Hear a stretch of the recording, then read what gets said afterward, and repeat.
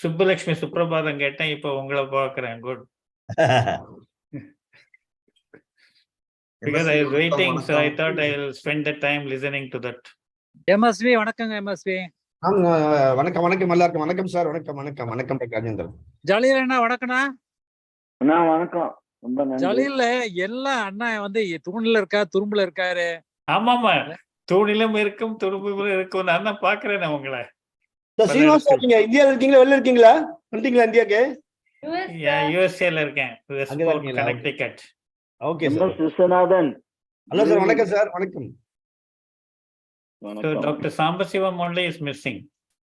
Dr. Suresh Balu, Dr. Thirumurugan, Dr. Annamali Jokkam, Dakshayana. Viswanath sir. Viswanath sir வணக்கம். அப்போதே சொன்னேன் உங்களுக்கு கேட்கல. தேவிக்கு தாங்க முதல்ல வணக்கம் சொல்லணும். தேவியை முதல்ல இது பண்ணிட்டு தான் மத்தவங்க எல்லாம் சொல்லணும். தாக்ஷாயணி தான் முதல்ல சொல்லணும். ரமேஷ் பாபு சார் ஜாயின் பண்ணுவார் சார் அவரு. வணக்கம் விஸ்வநாத் சார். வணக்கம். வணக்கம் வணக்கம் சார். வணக்கம் சார். ராஜேந்திரன் எப்படி அண்ணா நின்னுட்டு இருக்கீங்களா உட்கார்ந்து இருக்கீங்களா? அண்ணா தென்னை மரத்து மேல உட்காந்துருக்காரு. அது எப்படி உங்க பேக்ரவுண்டு ஒரு ஹைட் தென்னை மரம் ஹைட்டே வருது.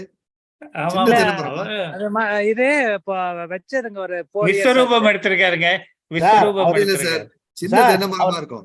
அவர் தேங்காய் பறிக்க போனா நம்ம கனெக்ட் பண்ணிட்டீங்க. இல்ல சார் சின்ன மரமா இருக்கும், நக்குவாரியா இருக்கும். இல்ல இப்ப வச்சு ஒரு 5 years ஆச்சுங்க. சின்னது. உங்க தோல் உயரம் தான் இருக்குது. ஆமா, இது கொஞ்சம் இந்த ஒரு பெரிய வால் மாதிரி இருக்கு. அது மாதிரி நின்றுட்டு இருக்கேன் நான். சார் வணக்கம் சார்.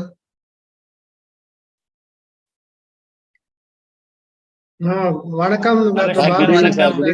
வணக்கம். Good evening sir. Balashankar sir வணக்கம். குட் ஈவினிங் எல்லாருக்கும் வணக்கம் சார். Good evening sir. எல்லாருக்கும் வணக்கம். எல்லாருக்கும் வணக்கம். Yeah, it is 601.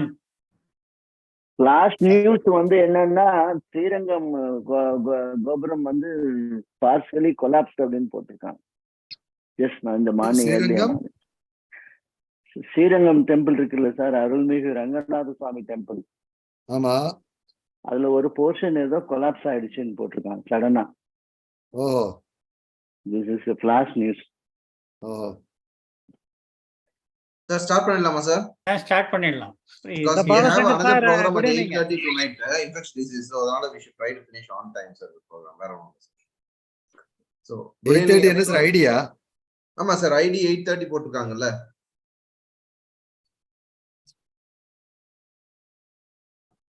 So ஆரம்பிக்கலாம் தரு. 8:15 ல முடிச்சிடணும் இந்த program. So good evening everyone. On behalf of IAP TNSC, I'm very happy, and the Academy of Pediatrics IAP TNSC, I'm very happy to invite all of you for a mission to spread a very important message. This is part of our breastfeeding week celebration. Let's start the day's program with pediatrician's prayer by our treasurer Dr. Dakshayani. குழந்தை மருத்துவனின் இறைஞ்சுதல் எங்களுக்கு முழுமையான குணமளிக்கும் திறனை தாரும். நோயரின் துன்பம் தீர்க்கும் திறன் நமக்கு வழங்கப்பட்டது. எப்படிப்பட்ட சிறப்புரிமை என்பதை பணிவுடன் நாம் உணர்வோமாக. எல்லா குழந்தைகளுக்கும் அவர் தம் குடும்பத்தினருக்கும் அவர்களின் சமுதாய படிநிலை மற்றும் சாதி மத பிரிவுகளை பாராமல் நலம், கற்றல், ஈகை, அன்பு, அமைதி ஆகியவற்றின் தூதுவர்களாக என்றும் இருப்போமாக. நம்மால் முடிந்தனவற்றை மாற்றவும், நல்லனவற்றை உள்வாங்கவும், மாற்ற முடியாதனவற்றை காரணத்துடன் ஏற்றுக்கொள்வோம். போதுமான மெய்யறிவும் புரிதலும் எங்களுக்கு வழங்குக. உங்களுடைய வாழ்த்துக்களையும் அருளையும் கருணையும் எல்லா சூழல்களிலும் நேரங்களிலும் அனைத்து மக்களிடையே கொடுத்து அருளுங்கள். Thank you, Dr. Dakshayani. May I now request our President, Dr. Suresh Balan sir, to say a few words and start the program. A very good evening to all. Am I audible, sir? Yes, sir. Yes, sir. Yes, yes.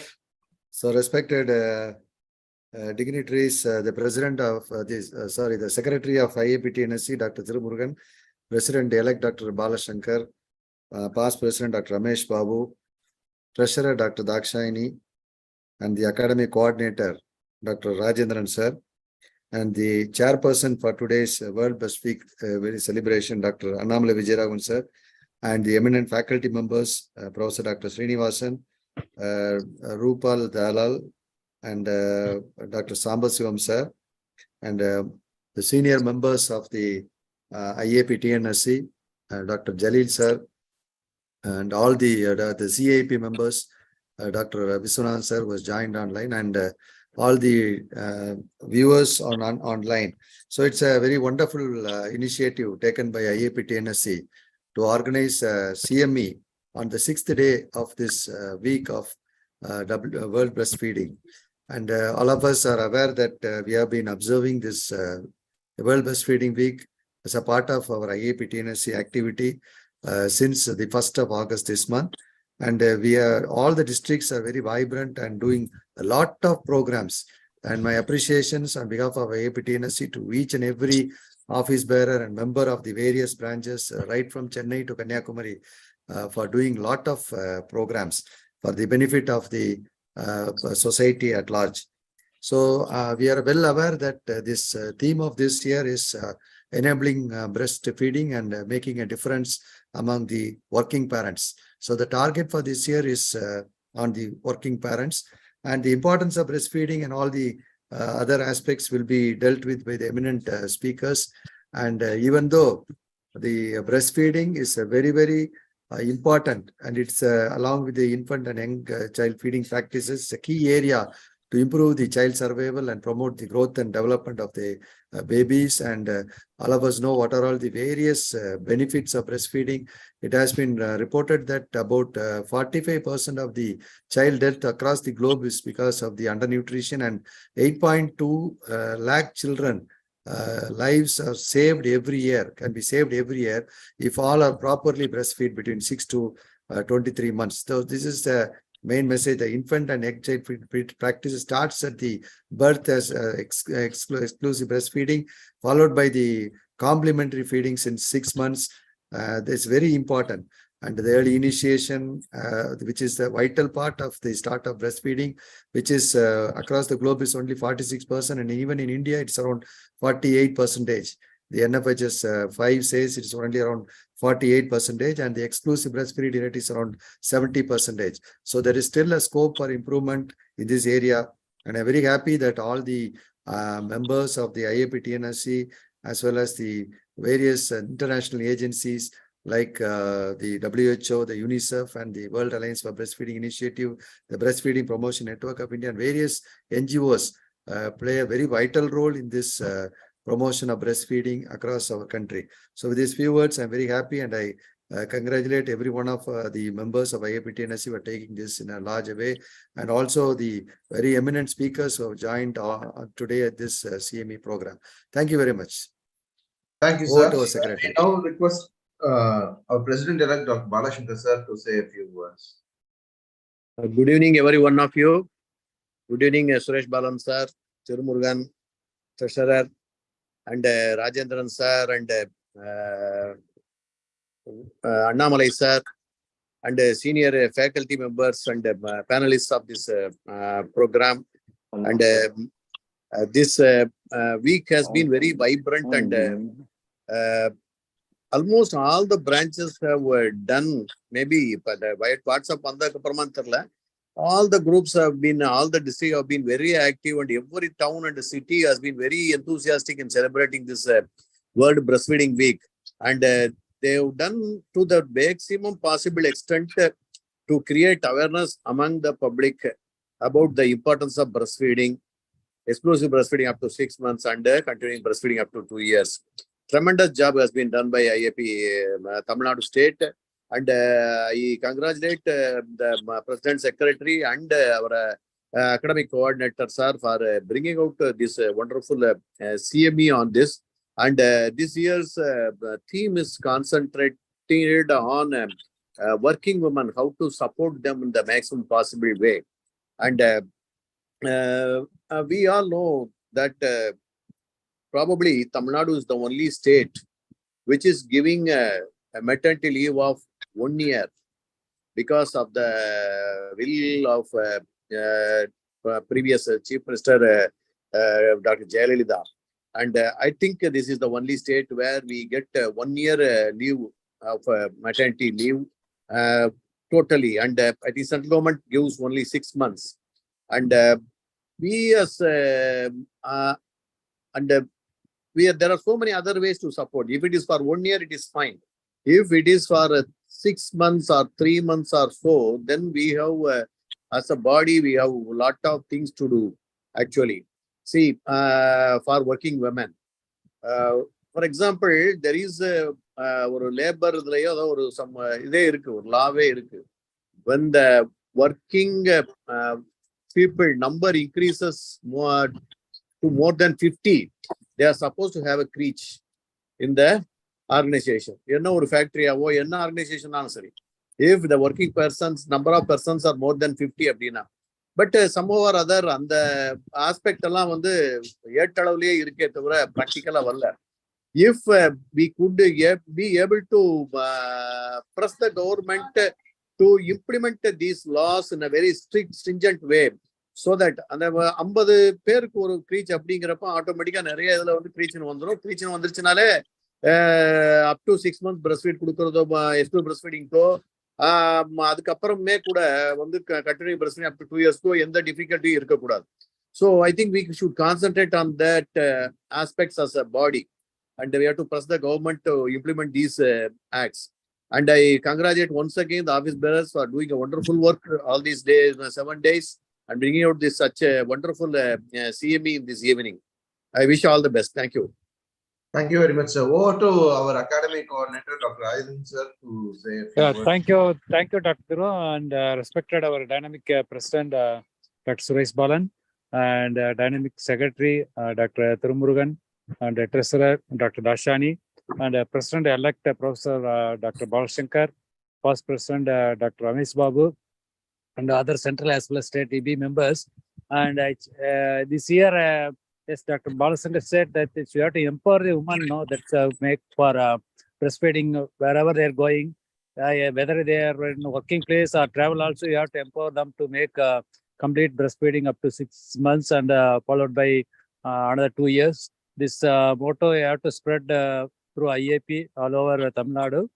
I think we have to take pledge this good occasion to make ensure that all the ladies know that breastfeed without inhibition. Thank you very much. Thank you very much for this opportunity. Thank you, sir. Over to Dr. Annamala Vijayaraghavan, sir, request to chair the session. Good evening to all of you.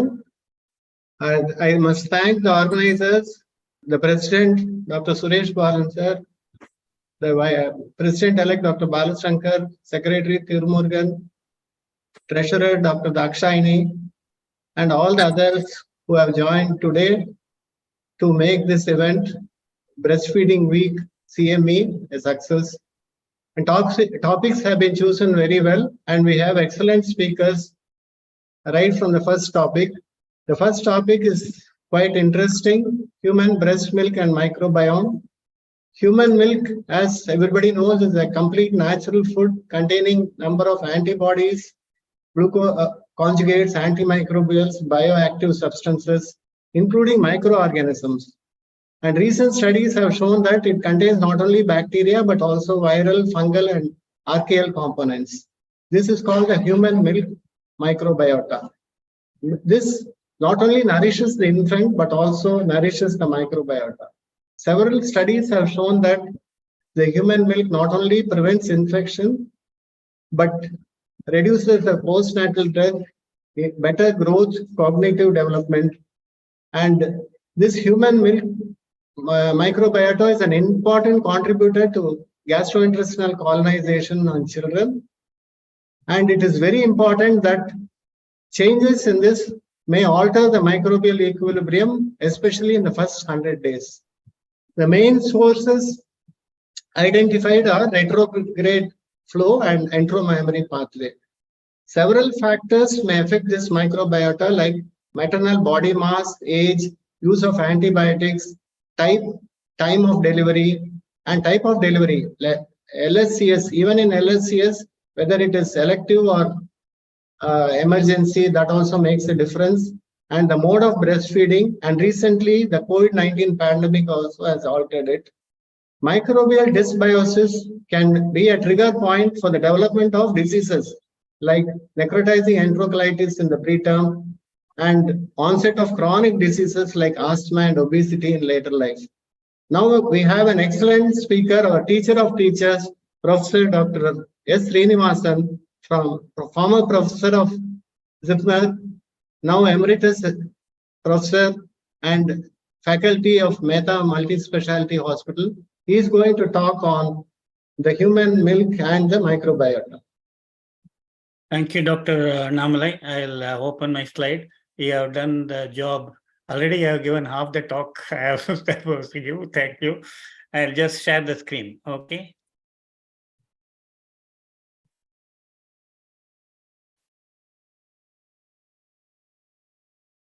You're able to see?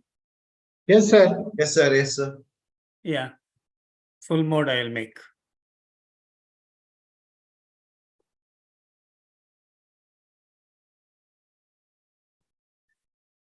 It's in full screen mode? Yes, sir. Yeah. Can I go ahead? Yes, sir. Yes, sir. Now it's better, sir. Yeah. Okay. Yeah. So, of course, as Dr. Namalai has already introduced, objectives of this brief presentation is, I'll show you the first slide because that is important. See the mother, you can see the breast. There's a nice picture. I liked it very much. And through the breast milk, all the microbiomes are coming, reaching the various mucosal surfaces, not only of the gut, but also of respiratory tract, urinary tract, etc.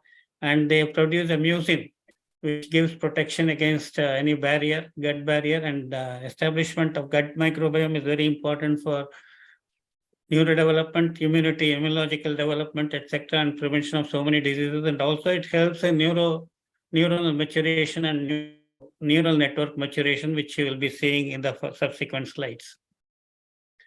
So objectives of my presentation is that there is urgent need to recognize, appreciate, and act to safeguard the interests of the neonatal microbiome and must not disrupt it in any manner so that child gets all the benefits and has no further future diseases which you'll be coming to know, as already mentioned by some of them have been already been mentioned by Dr. Annamalai. Impact of common maternal and neonatal interventions and its establishment, potential role of dysbiosis, that is very dangerous organisms, not the usual microbiome established by breast milk, but other than that, how they can disrupt the whole thing and causes so many problems to the child as well as adults. Highlights of this presentation is prime role of mother's breast milk in the development and establishment of beneficial microbiome in children. Other important factors involved in the same. Influence of the gut microbiome and just now as I mentioned, on the developing brain through gut-brain axis, its functional roles in children.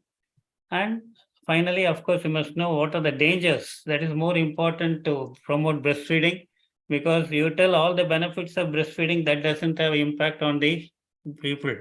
Like cigarette smoking and this thing, we have to mention dangers, then only people try to change their behavior pattern. So dysbiosis and its adverse effects on human health right from birth till adulthood has to be stressed and made aware of. And Joshua Lederberg is the person who has coined this thing and found the importance of human microbiota, and he was given Nobel Prize. He has mentioned about natural community of trillions of microorganisms living in the human body in symbiotic relationship with the host. Bacteria, virus, fungus, protozoa, as mentioned by Dr. Vijayaraghvan, and outnumbering human cells by a factor of 100. It actually share our body space all along the mucosal surfaces. And also it has been, usually I used to teach undergraduates that mother child gets the bacteria only during the passage of the child through the vagina to get neonatal infection, etc. But it's not so. Now by genetic studies, advanced genetic studies, it has been found that already in the uterus, in the amniotic fluid, these friendly microbiomes go and establish themselves. They share our body space and playing a crucial role as determinants of health and disease, as commensal, symbiotic, or pathogenic organisms, depending upon whether it's symbiosis or dysbiosis. So I already mentioned outnumber human genes. Microbiome is the genetic component of these organisms, whereas microbiota is the organisms which I have just now mentioned, viruses, bacteria, and fungus, etc. But the genomes, which are processed by these, they also play a greater role. That is called microbiome. So the total amount. Influence on physiological regulation, which you will be seeing now. So establishment commences in utero long before delivery. As I just now mentioned, we have been thinking that child gets infection only during the passage after the rupture of membranes. But of course, we know about intra-infections. Similarly, through the mother, presence of bacterial DNA in fetal membranes and blood, placenta, and amniotic fluid, meconium have all been proved now without any doubt. Origin microbiome translocation from the maternal circulation, ascent from vagina, and both. Of course, we know about various viral infections transmitted through the mother, like toxoplasmosis and other things, but also these friendly microbiomes are also there. Okay. Mother to child reflux of bacteria during pregnancy, establishment of composition of gut microbiota in the after delivery, during delivery, and after delivery. So what are the areas where it gets colonized? As I mentioned, gut, skin, cavity, lung, vagina, and placenta. Skin, of course, is the largest surface area and it's very important. And placenta in the human body. So stomach sparse because it contains acid medium. So they all go and colonize in the 100 to 1,000 organisms. And then jejunum, 10,000 to 10 million organisms. And ileum up to 100 million. All has been worked out by excellent studies and colon trillions. And the explosion of research in this area is mind-blowing. Okay. Microbiome, bad or good, largely beneficial commensal organisms in gut playing a key role. That is the reason why I am here to talk about it. And my interest has been there in this subject for the last 15 years, since the time I started my sojourn in Mahatma Gandhi Medical College after retirement. And then there was also a conference which was conducted in Mahatma Gandhi Medical College, where international faculties also participated, and it was eye-opener for me. And then I went on seeing so much of advances in this branch. Okay. Normal healthy neurodevelopment, I already mentioned. Immunomodulation development, both adaptive and acquired immunity. Neurodevelopmental behavioral disorders are due to dysbiosis, so it prevents that. Autoimmune mediated diseases also are prevented. Allergic atopic disorders and obesity and metabolic disorders. So how beneficial it is very important and to be appreciated and then digested. Influences, it causes immune maturation and homeostasis, host cell proliferation, vascularization of various organ systems, neurologic signaling, pathogen burden. It indicates the entry of pathogens, intestinal digestion, endocrinal functions, bone density and energy biogenesis, and also helps in the biosynthesis of vitamins and nutrients. Okay, biotin, B vitamins, vitamin K, short chain fatty acids, etc. Steroid hormones and neurotransmitters, which play an important role in the maturation of neural network. And metabolism, it participates in branched chain and aromatic amino acid metabolism and forms part of the dietary components and bile salts and drugs, xenobiotics. These are the very important aspects of microbial function. So what are the mechanisms by which this gets established? Mode of delivery is very important. So normal delivery is always benefited. Cesarean section causes dysbiosis, and we will be seeing subsequently. Gestational age of the mother. Preterm children can develop easily dysbiosis and with pathogenic organisms.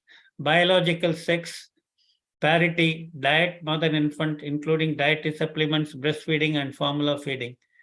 Lactation stage, intrapartum antibiotic usages for various reasons.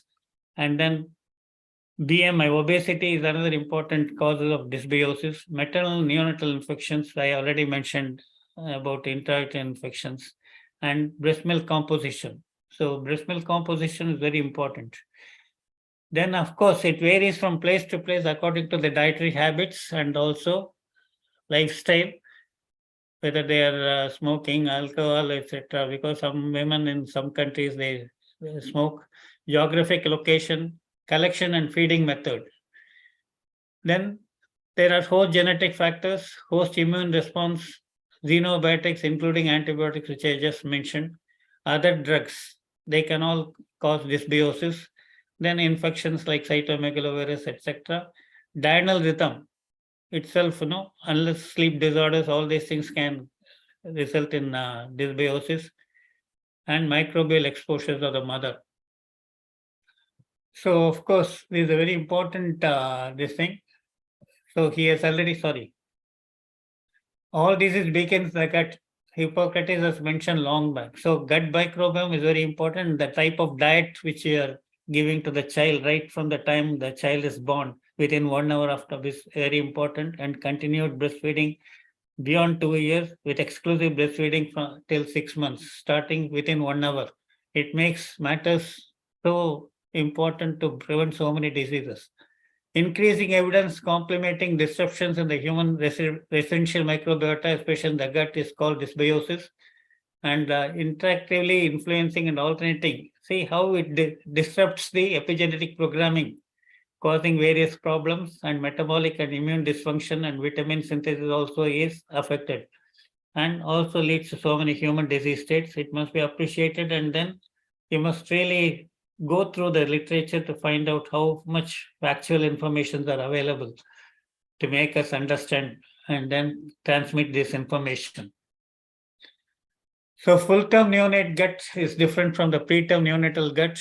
Okay, so you can see here, human oligosaccharides, which is a very important thing, and the importance of its presence is not for the mother's growth or development or for the child's growth or development. It's only meant for feeding the and culturing the normal microbiota, which is helpful, friendly microbiota. So gut is home to beneficial bacteria. So this human oligosaccharide is now they're trying to manufacture this and introduce it in powder formula, etc. And they will make the cost 20 times, 30 times. That way it may become unreachable. Okay. But no, see, that is the advantage. So now milk companies are trying to make human mono-oligosaccharides, and also they also go to the extent of making these friendly microbiomes, and then try to introduce as prebiotics into the powder formula. So you must be very careful about all these things.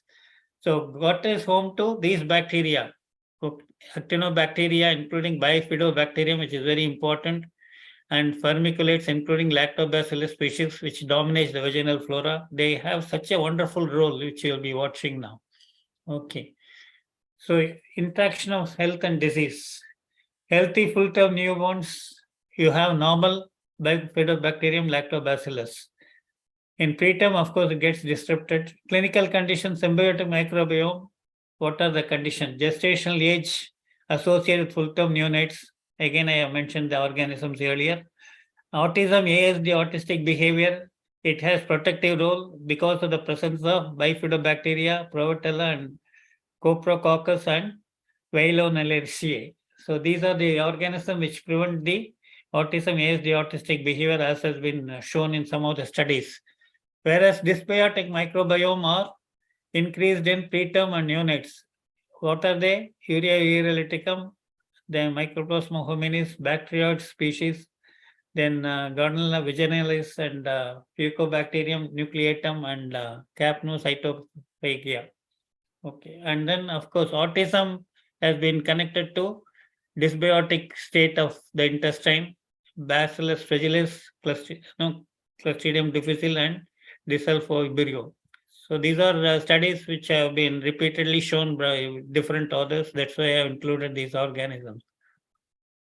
Mode of childbirth, delivery, and gut microbiota. Vaginal delivery causes, I just now mentioned, enumerated the various bacteria which are very helpful, and they are very abundant members of newborn's gut microbiota, which provides all the beneficial effects and preventive efforts to colonize the dangerous organisms. Whereas C-section delivery, you can see Enterobacter. So I will not mention the names of these things. These slides are available for you. Okay, but these are the various organisms. Okay, they are potentially dangerous and also disrupt various metabolic functions. Also, the responsible for various disease states, both in the developmental period as well as during adulthood. Skin and oral microbiomes. Okay, also bacteria from the surrounding environment during delivery were the first colonizers in these infants. Maternal intramammary axis is very important. So maternal gut bacteria reach the mammary gland during late pregnancy and lactation through a mechanism, and it induces development of IgA secretory antibodies in the breast milk, and it's available to the child to protect the child from abnormal colonization by dangerous bacteria of the gut, as well as various other mucosal membranes like urinary tract mucosa, etc. Modulation of maternal gut microbiota, okay, during pregnancy and lactation, it has direct effect on infant health. So I already mentioned this, okay, healthy full-term lactobacillus, these are the two important bacteria. So I already mentioned, enumerated this, I will not repeat it. Okay. Healthy gut microbiome, this is another important slide which has shown the same organisms. See, what are the immune support, reduction of inflammation, inhibition of growth of potentially harmful bacteria and yeast like Clostridia, and improved digestion, nutrient absorption, reduction in allergies and skin conditions. Okay, whereas dysbiotic mycobacteria, they cause, in neonates born by cesarean section fed formula milk, potentially pathogenic bacteria, which are Clostridium difficile, Staphylococcus aureus, E. coli, and Enterobacteriaceae. You know how dangerous they are. And of course, now antibiotics are becoming resistant to these organisms also. So the treatment becomes so difficult. And in spite of all efforts, the cost of treatment increases and the duration of treatment increases and causes more deaths. Then factors that alter the fetal. So antibiotic usage should be avoided unnecessarily, because peri, postnatal antibiotic usage unnecessarily without proper indication can be very dangerous. Delivery by C-section or other forceps delivery, instrumental delivery, formula feeding, then skin to skin and mouth breast contact between babies and mothers, extensive bathing of the neonate, and even powder application is very important. Okay. Other hospital interventions, then altered environment cut off from the natural environment are important causes of dysbiosis. So unquestionable and unassailable evidences of their significant participatory symbiotic role, correct maturation, appropriate modulation of both natural and acquired immune responses I have mentioned in the beginning.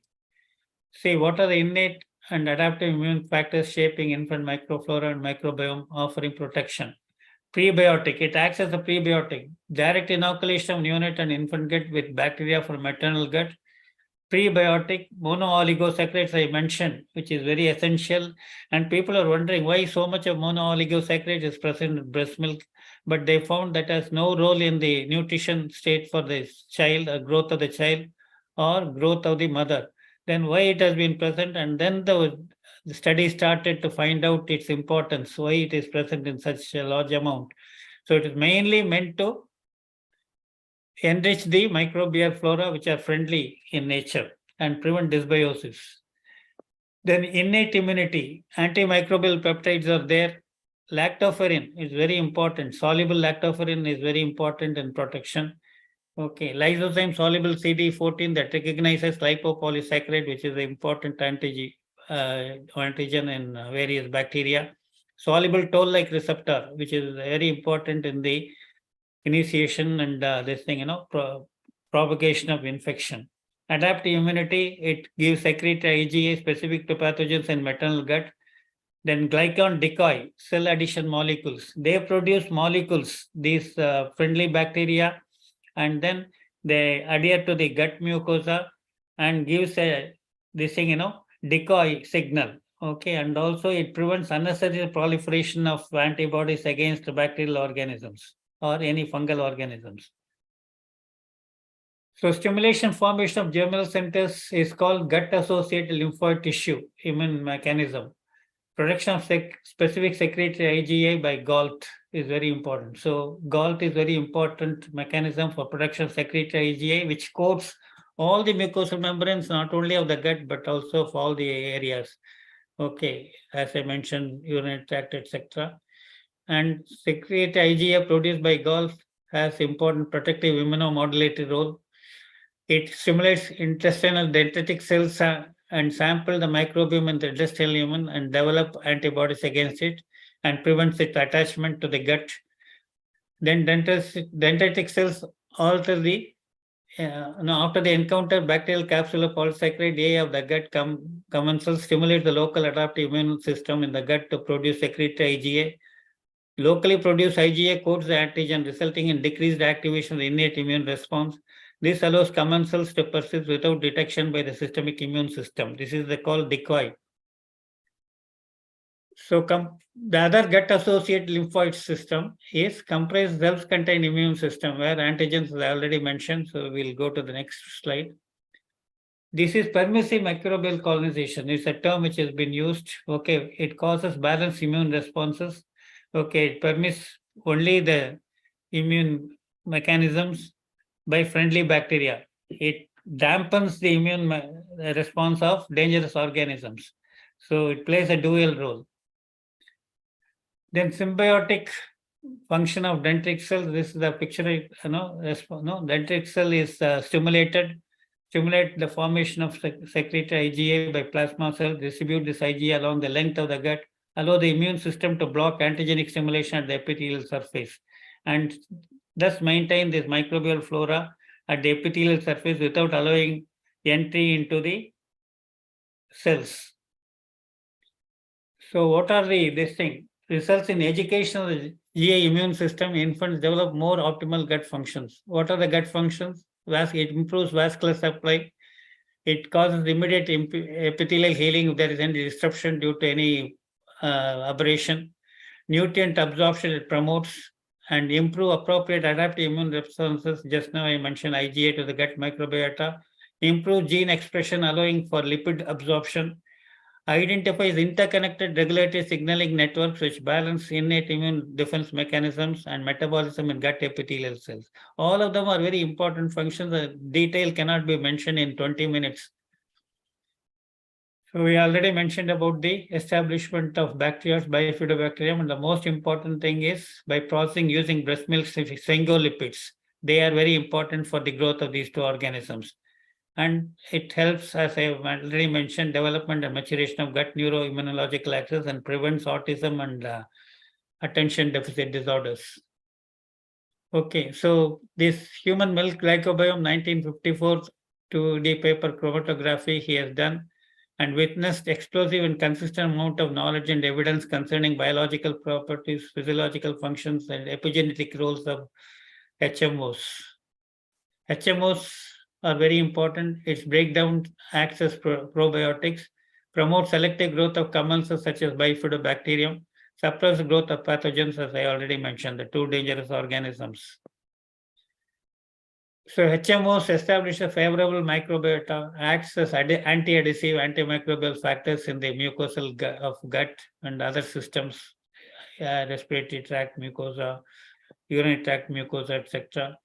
Okay. Promotes neurocognitive development with their bioactive role of their metabolites, programs infant's immune system, as I have already mentioned in detail, protects, decreases allergies and autoimmune diseases. Okay, even allergy, asthma are less common. Yes. Immunomodulation, I already told in detail. Okay, promotion, shaping the composition, establishment of host favorable, friendly, and symbiotic gut microbiota. Modulation by interaction with pathogen cells, receptors, and immune cells. I told about toll receptors and immune cells as a systemic dendritic cell. Immune cell interaction by the absorbed fraction of human monooligosaccharides from large intestine and blood. So acts as central regulator of metabolism, responsive to alterations in diet intake or host physiology, and expands rapidly in infants following birth. As I mentioned, this microbe. Early dysbiosis, infancy, and childhood affect the long-term health of child, infant, and adult. So, see, these are early dysbiosis in infancy. See, it affects the neurotransmitter, okay, and gut dysbiose prompts immune cells to produce cyclones that influence, disturb neurophysiological function in developing brain, and metabolites like butyrates altering the functioning activity of blood-brain barrier. So this is how the dysbiosis disrupts all the protective mechanisms employed by the friendly bacteria.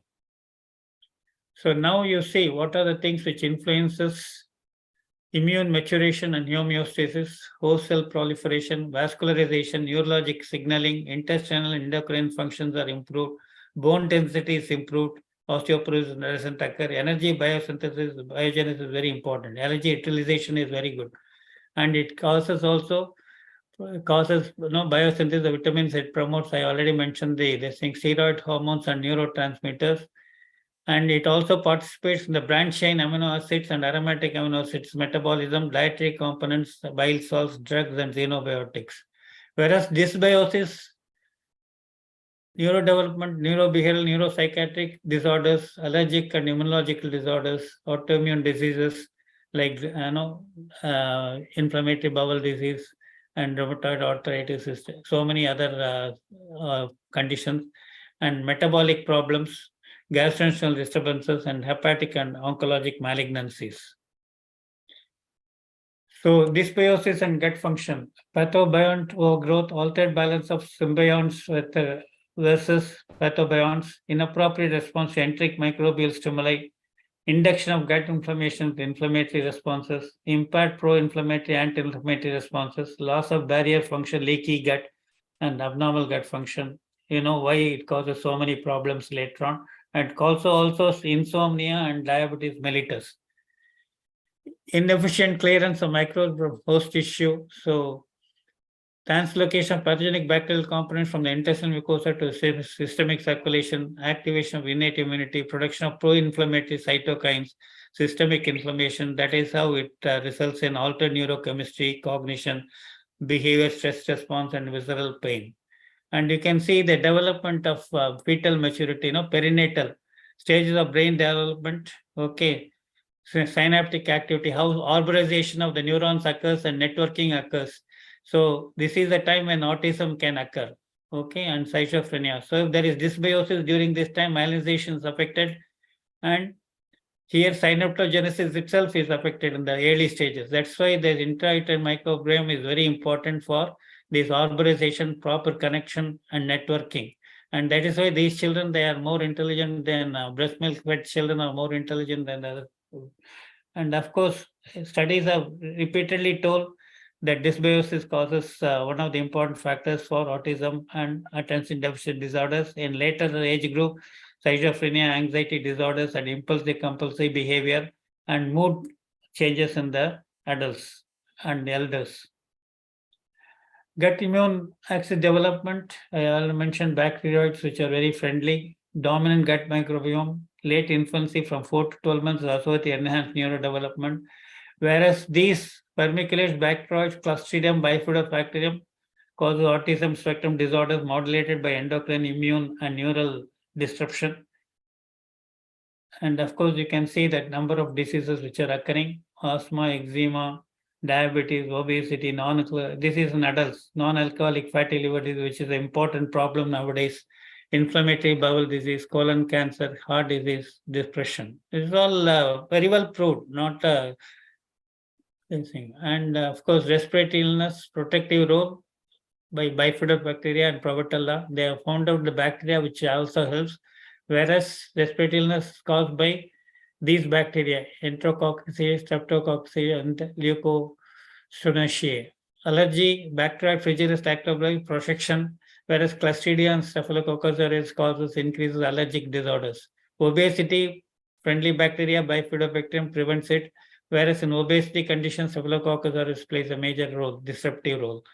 Gestational diabetes mellitus, protection is Pseudomonastalis and Actinobacter, whereas disruptive bacteria which causes is the same, which I have mentioned for autoimmune disease. Preeclampsia, these are the conditions which cause preeclampsia in pregnant mothers. Bacillus, okay, these are all dysbiome, which is present not only in child, but also in the fetus, but also in the mother. Then fetal microsomia, okay. Proteobacteria vermiculates, and this, of course, name is very difficult to pronounce. Okay.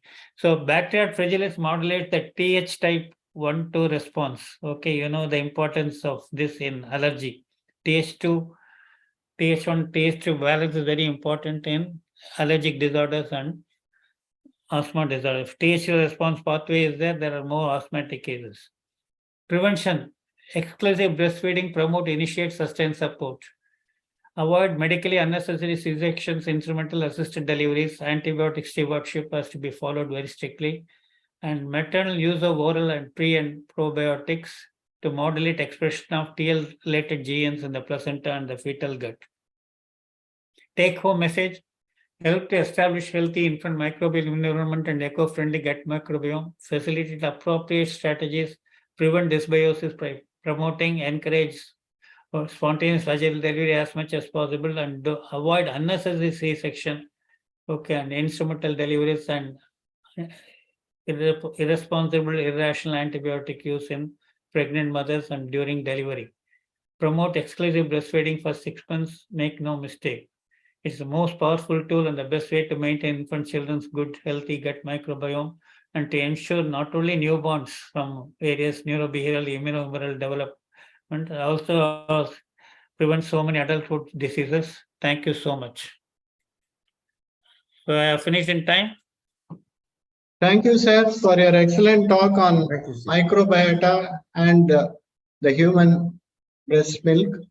And you have Thank you. stressed on the friendly bacteria and the bacteria which cause problems, and also extensively dealt about the benefits of this microbiota, how it Thank you. helps the fetus in maturing and prevention of lot of illness.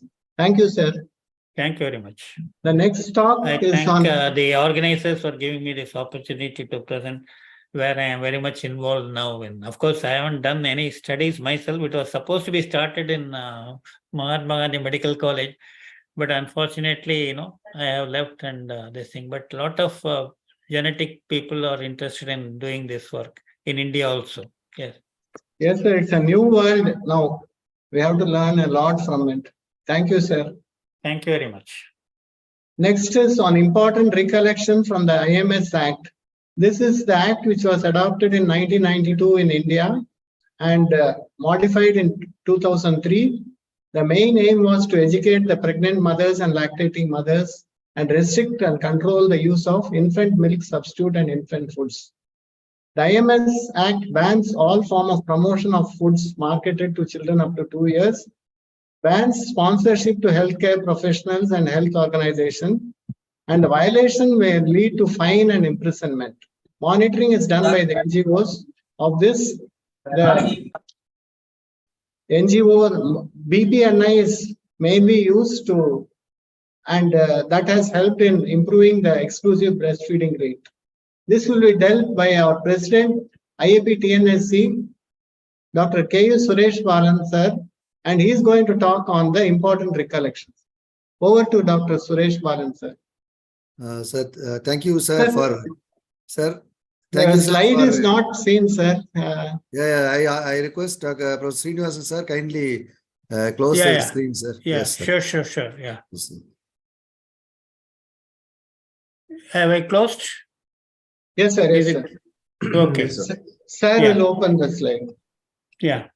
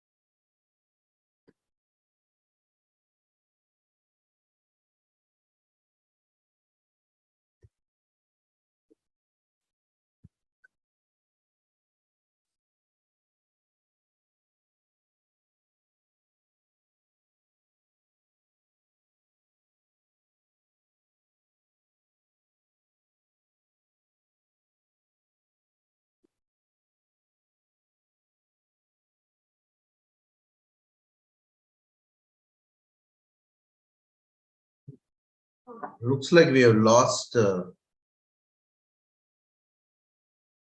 He's probably trying to rejoin to. Yes, I think must have exited accidentally.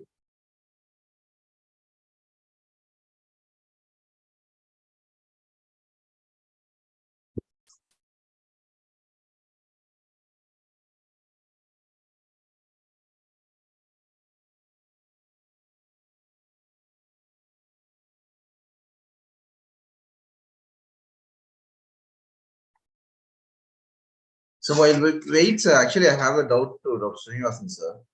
This is regarding this breast milk, actually, because you're talking about the microbiome. So this Yeah. one, so what about this various this probiotics being given for preterm babies along with breast milk? So does it affect the microbiome, sir? No, actually, necrolysis and enterocolitis, this thing is prevented by this thing. But if you disturb by antibiotics and all, it's very common. So in preterm children, of course, they are trying to now develop these organisms. Okay, so all the companies are vying with each other, milk producing companies, to develop these organisms, and they are promoting. I read a lot of articles by these manufacturing companies. Okay, they try to influence, and no, the cost will be increased. But how long it will survive in this thing, room conditions? Okay, because it's not going to be immediately given. The probiotics, how long will be there alive in this? Okay, and they will also be, most of the probiotics which are available in the market are not having viable organisms. Unless the Okay. organisms are viable, it's not going to produce any benefit. So people have come to do studies in India on probiotics, and they have gone and tested it. So the viability of these, these bacteria in this is very less. Only one particular dairy had this thing, and this was told by one of the Australian neonatologists who had come. He is an Indian, but he is working in Perth. He came and told that it was so difficult to get, because it's kept in non-refrigerated conditions and being sold. So these organisms cannot be alive, and of course, most of them were not alive unless these probiotics are alive. Okay, so then only they will exert its influence. Thank you very much, sir. Thank you, sir. Okay. The student master has rejoined. Yes, ma'am. Yes, ma'am. Please go ahead, ma'am. No, just wanted to add one more point that there was one article just came out recently, I think last year, where they showed that the milk given through breast pump had different bacterias, Yeah. than Any latch. this thing. Yeah. That's true. Right. Yeah, already mentioned Yeah. it, madam. I saw. Yeah. It's very important because nowadays mothers who are at home, even they are buying breast pumps, because they're having ineffective skills. They just pump manual and dump. expression is always better I than totally agree. I totally agree. So we'll have to be very careful, that mothers don't buy breast pumps. So. And even the express milk should be given by only this thing, stainless steel cup with no short border. Then only, if it is given by some other plastic material or this thing, it is going to be dangerous. Thank you for telling that point. Yeah.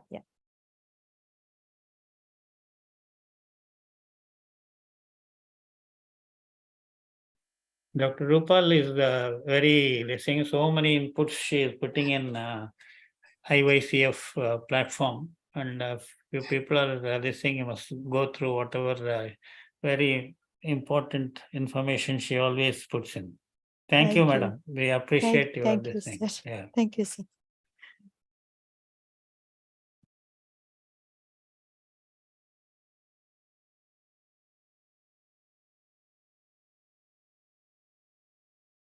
There is difficulty. Madam, you can start your presentation. Mahadevan would like to comment this thing. He is present. I want to ask Mahadevan. Yeah. Mahadevan can give some comments. Dr. Suresh Balan sir has joined. I think he's. Yeah, okay, he has joined. Okay, good.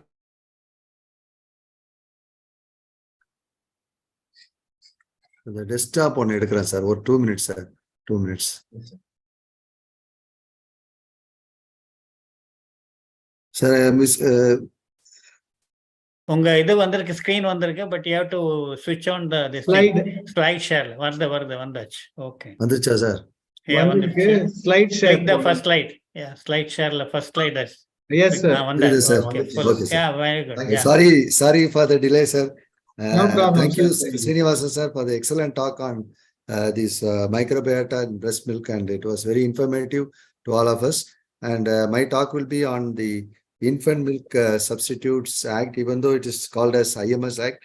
The real expansion is the Infant Milk Substitutes, Feeding Bottles, Infant Foods, Regulation and of Production, Supply and Distribution Act 1992 and the Amendment Act 2003.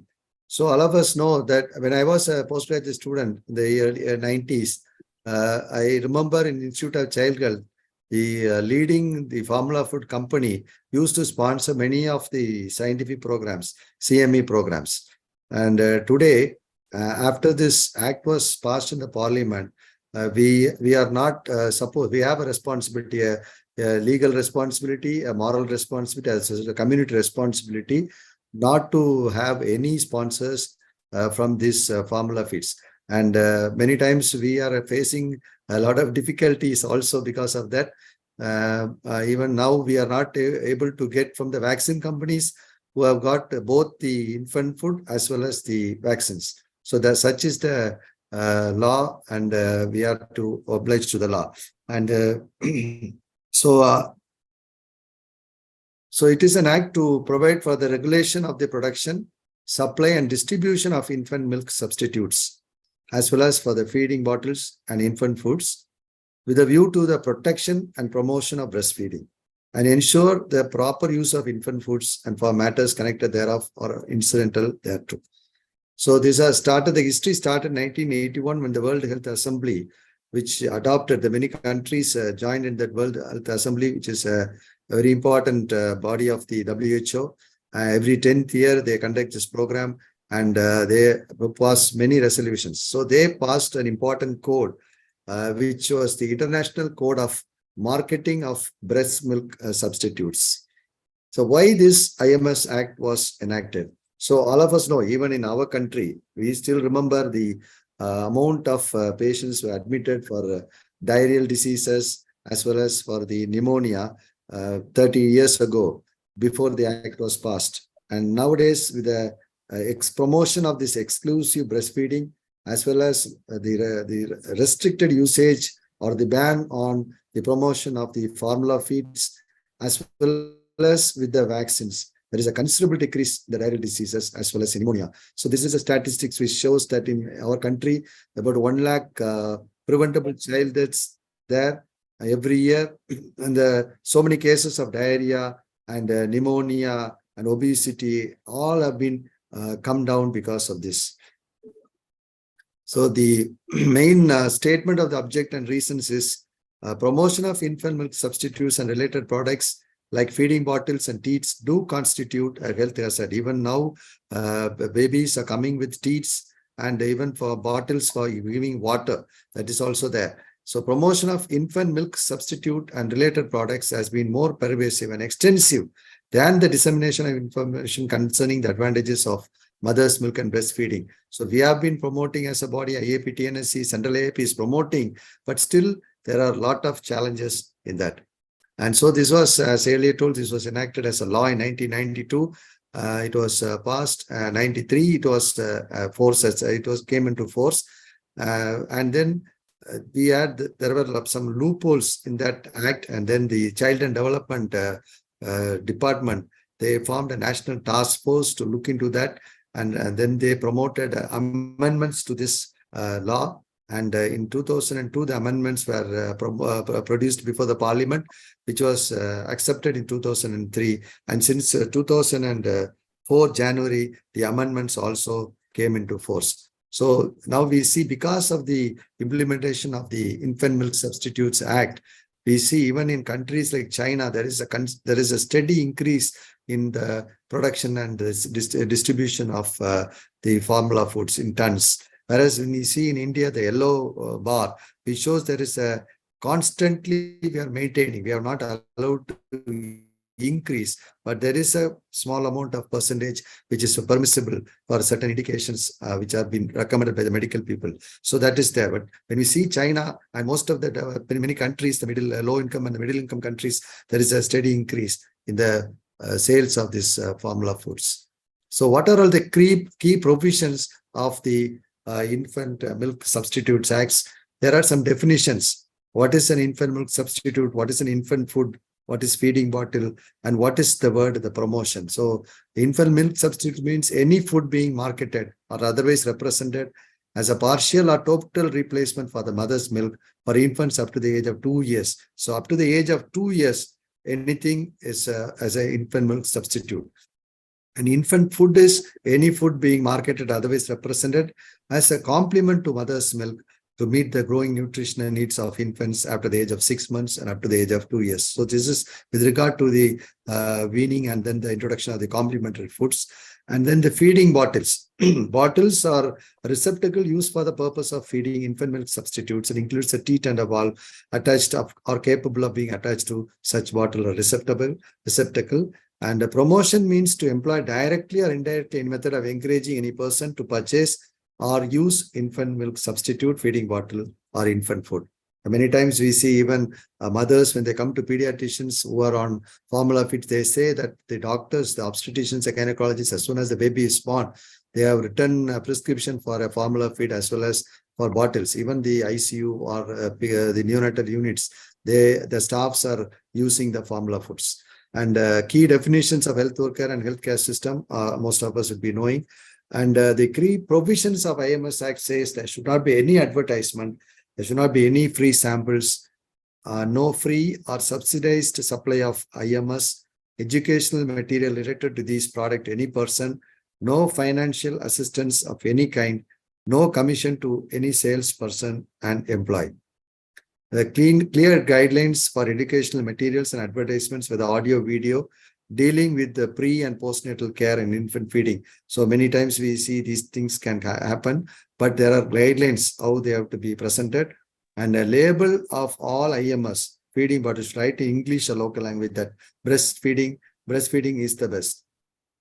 And recently one of our IAP member from Madurai posted in our WhatsApp that the Avin parlor says that there is a display that cow's milk or the Avin milk is almost equivalent to that of the human milk. That's one sort of advertisement in Madurai. So we said we'll write to the Avin there.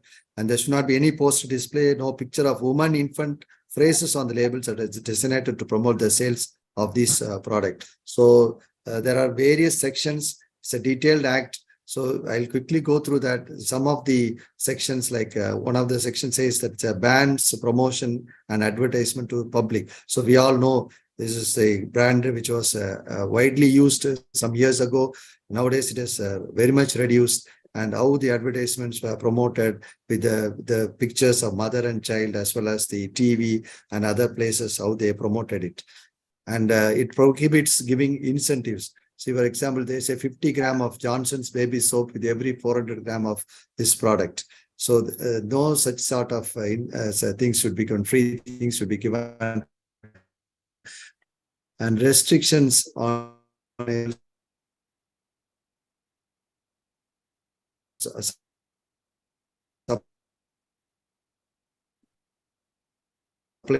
of they are not so and there are prescribed guidelines for labeling. So labeling should mandatorily have certain things. It should not have pictures of baby and mother or graphics to increase the sales. And accurate and adequate information should be there. And it should it bans the promotion and displays in hospitals, clinics, and chemist shops.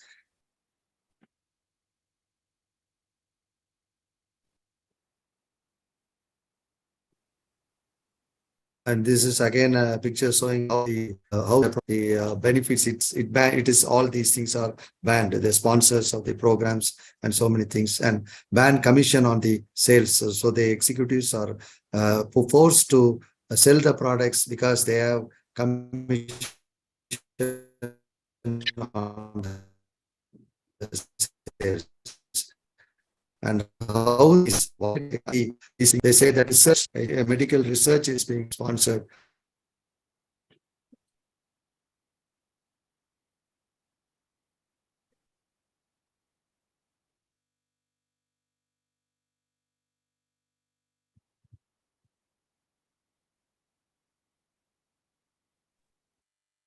Am I audible, sir? Yes, sir, you're audible, but your slide is not same. Yes, sir. We have lost your screen share, sir.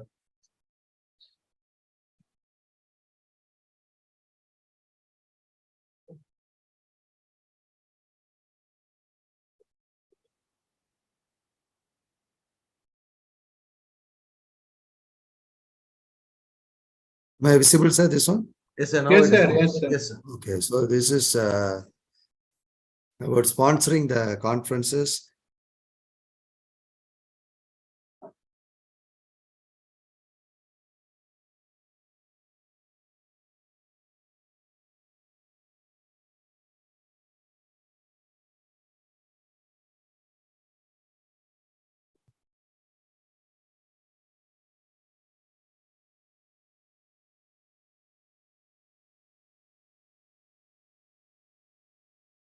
So reaching to Association of Doctors through webinars, and these are some of the activities that these are taking place, and offering sponsorship for conference participation, gifting equipment to a hospital. So like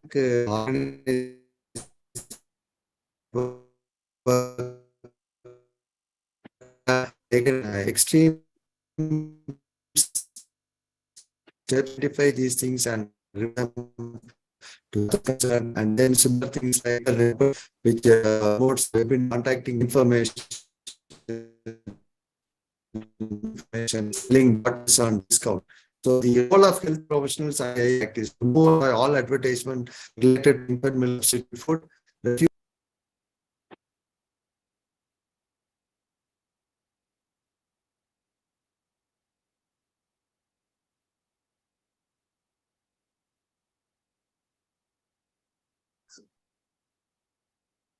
So you muted, sir.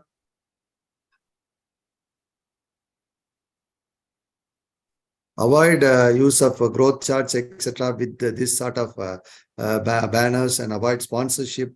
And we should not give any free samples, because they have companies have given free samples. We should not give them to the mother, and ensure the mother do not see the formula fees, if any, used in the hospital.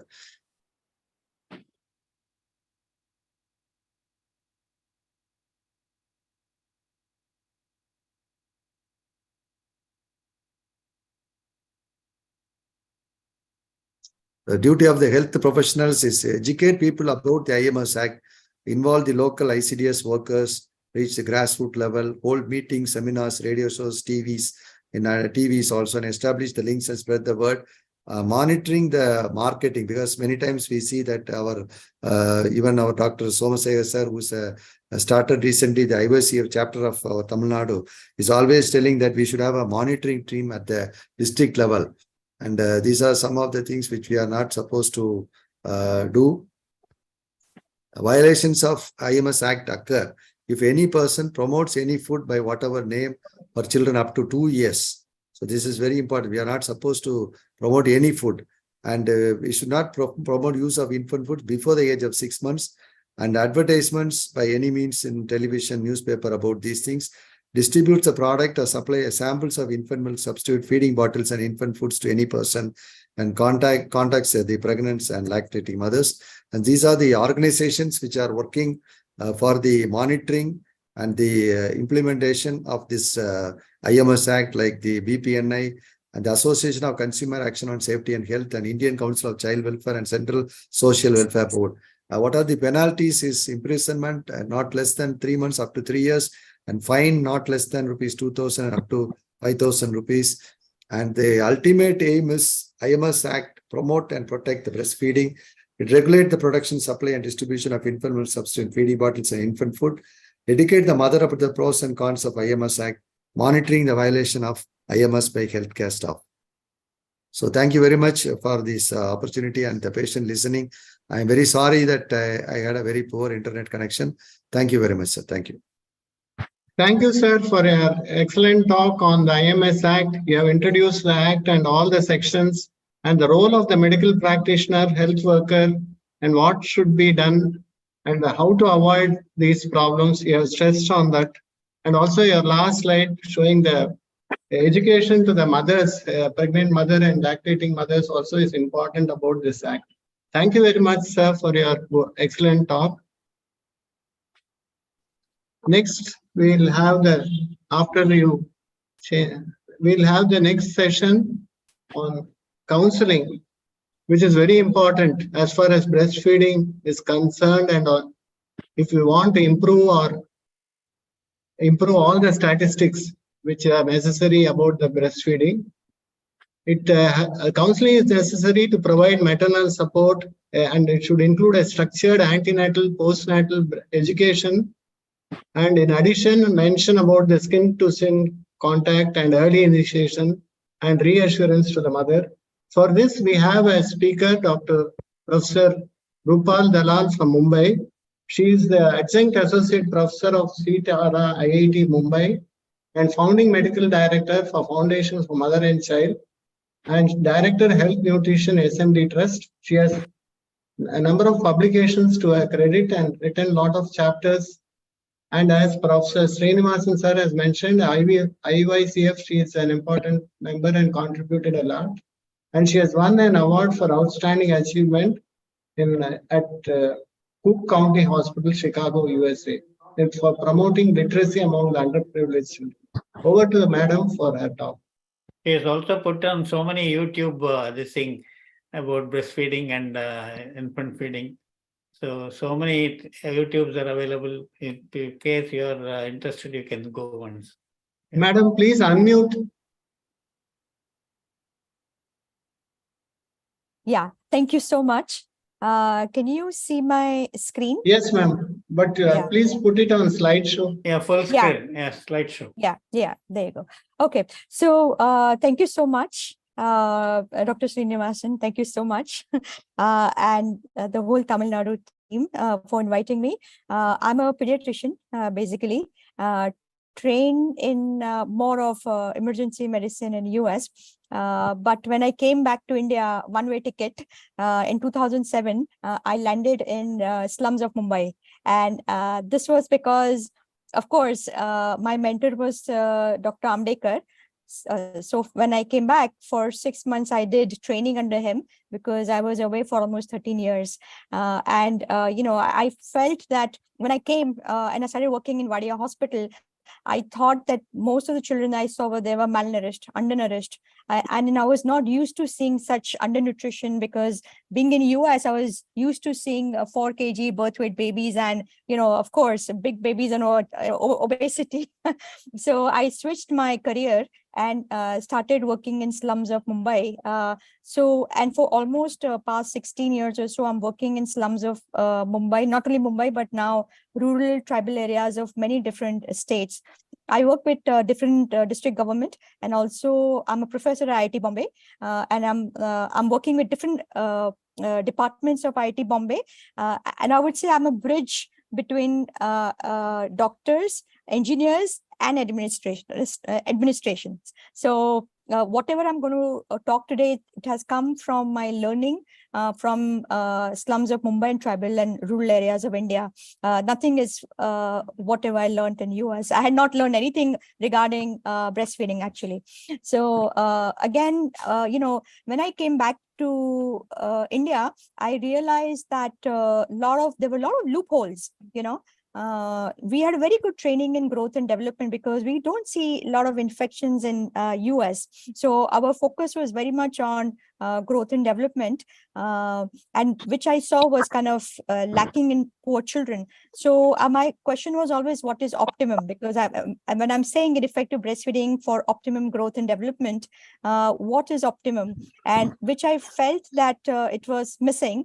Some of the questions that when I take training of healthcare workers and even pediatricians, there are a lot of myths. So I always ask, what should be the average weight at birth?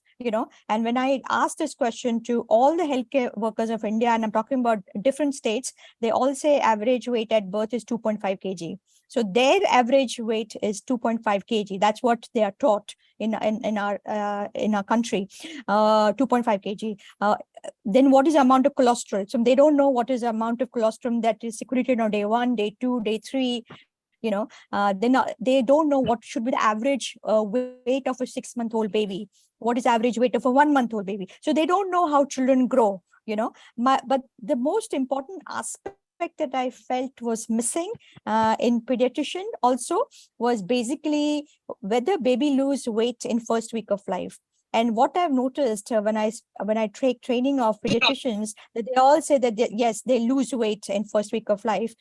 And they also say that when I say, okay, what is the average weight of a weight gain for a baby, and many of them say, okay, 500 gram weight is, don't do anything till baby, if baby gains 500 grams of weight. So here I'm going to just little bit, before I come to effective breastfeeding, I'm going to know why we have so much of malnutrition in India. So here, if you look at growth chart, this is basically from 0 month to 6 months. It's only breastfeeding. Now, if you can see, birth weight, average birth weight is about 3 to 3.3, 3.2 to 3.3 kg. This is a girl child. Our average weight, India standard is 2.7 kg. So it's already basically, just above third percentile, and then if you see, this 3.3 becomes almost, 6 kg by 3 months of age. So they literally kind of double their weight in 3 months of age, provided their birth weight is 3 kg, and then also, so the maximum growth occurs in first 3 months of life, and then they slow down.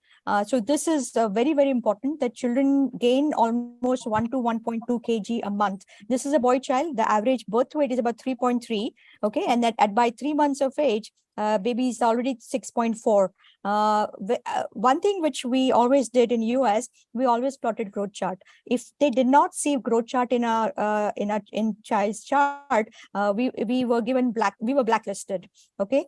So I don't know whether pediatrician plot growth charts or not, but I was really surprised when doctors were saying 500 gram weight gain is okay. It's not okay, clearly. Now, this is again WHO chart, table chart from 1 week.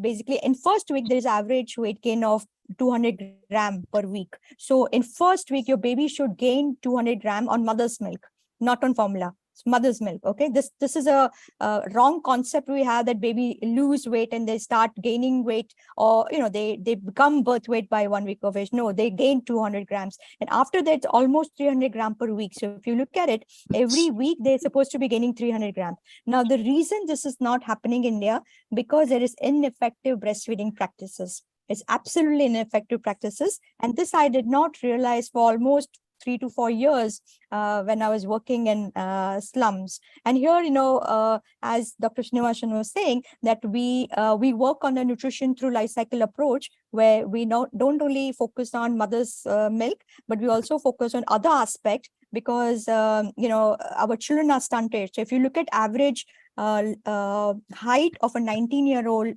female, it's only 5 feet average. That paper came in Lancet.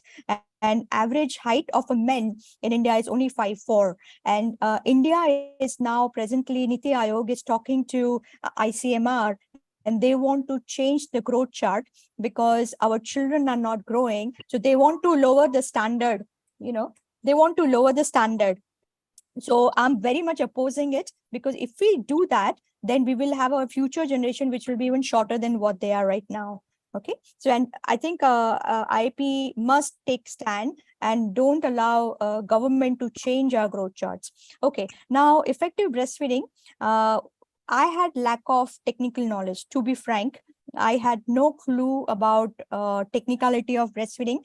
In India and US, when Saloni was born, my daughter 20 years ago, I was just immediately given the breast pump. And I was just pumping and dumping. There was no knowledge. They did not tell me what to do. I had no knowledge in pediatric training also. But when I came, I learned over the period of time that most of our babies are doing nipple feeding. So most of these babies And if they have a areola latch, you can see the difference in just amount of milk coming out. So you can see literally 99% of the women, they are just nipple latching the baby, and that's why they're not gaining weight. That's why you don't have 200-gram weight gain in first week of life. And then subsequently, very little amount of weight gain instead of 42.8 gram per day. So here again, these are the things that I experience in our program. So almost all mothers were nipple latching. Even if the areola was in the mouth, it was mainly upper areola. That would not work. You want the lower areola in the mouth. Areola where the lower lips are, baby's lower lips are. This is because when you have a lower areola in the mouth, baby will be able to press really hard and will basically, a lot of milk will come out. If you have an upper areola, it's just like it's a mechanical way. When we put food in the mouth, we always put food near the lower jaw. We never put the food near the upper jaw because we don't move that upper jaw. Okay, so similarly, when you bring the baby to the breast, which I'm going to show you how, you want to make sure that you have the way you bring it so that the lower areola latch occurs.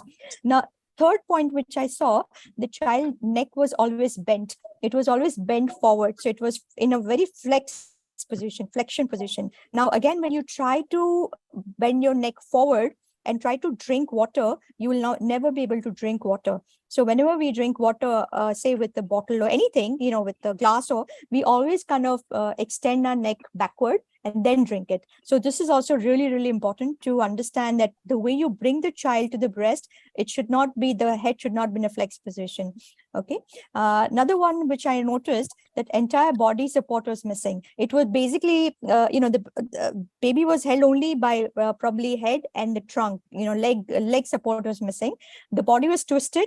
Most of the time, body was twisted. That means what was happening, that the head was twisted sideways, okay, and then it was bent in a flexion position. So it's literally like putting a plate not in front of us, but putting the plate in the side and then flexing our neck and eating. So again, I noticed that there was there was a lot of difficulty swallowing. Another thing what I noticed, that mothers were always waiting for babies to cry and then give them breast milk. So that early sign of hunger understanding was missing among healthcare workers and also among mothers. The other one was also the mother was feeding the baby only on one side. So what was happening? They would feed one side, baby would sleep, they would sleep, and then that's it. So that one thing I noticed, that they were not feeding on both the sides. And also hind milk was missing. So many times what was happening, they would feed a little bit on one side and mother would feed, I have a lot of milk on the other side also. So that that was missing too. They were just feeding the fore milk and not the hind milk, which has a lot of fat. And last point which I felt was really missing is many of these babies, although latch was correct, but both the lips and the chin was visible. So when you have that kind of latch where baby's not embedded into the breast, those babies were not gaining weight. So we want to make sure that latching is good, but there are 45 points that we need to be careful. Okay, so here I'm just going to go again. So for good latching, as I mentioned, the way you hold the breast is very important. Okay, if you don't hold the breast correctly, only nipple will go in the mouth.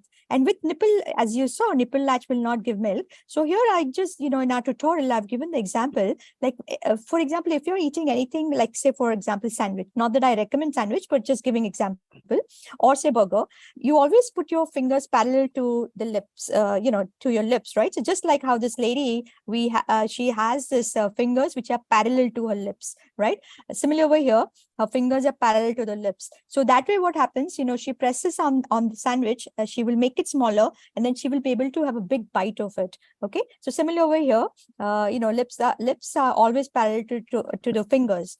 Similarly, in any position, specifically in cradle hold and cross cradle hold, where the baby is coming horizontal, here what happens, baby's lips are vertical. So they are vertical, they are not horizontal. So here in this position, mother should be holding the breast in a vertical position, either from the top or from the bottom. Okay, now bottom is more important than the top, because if she holds the breast from the top in a U-shaped hold, what will happen? She will not be able to see whether baby has opened the mouth or not. Okay, so this is very important that we teach her exactly how to hold the breast. And here, instead of what I've shown, what I see in the field, that most of these mothers are holding the breast perpendicular to baby's lips.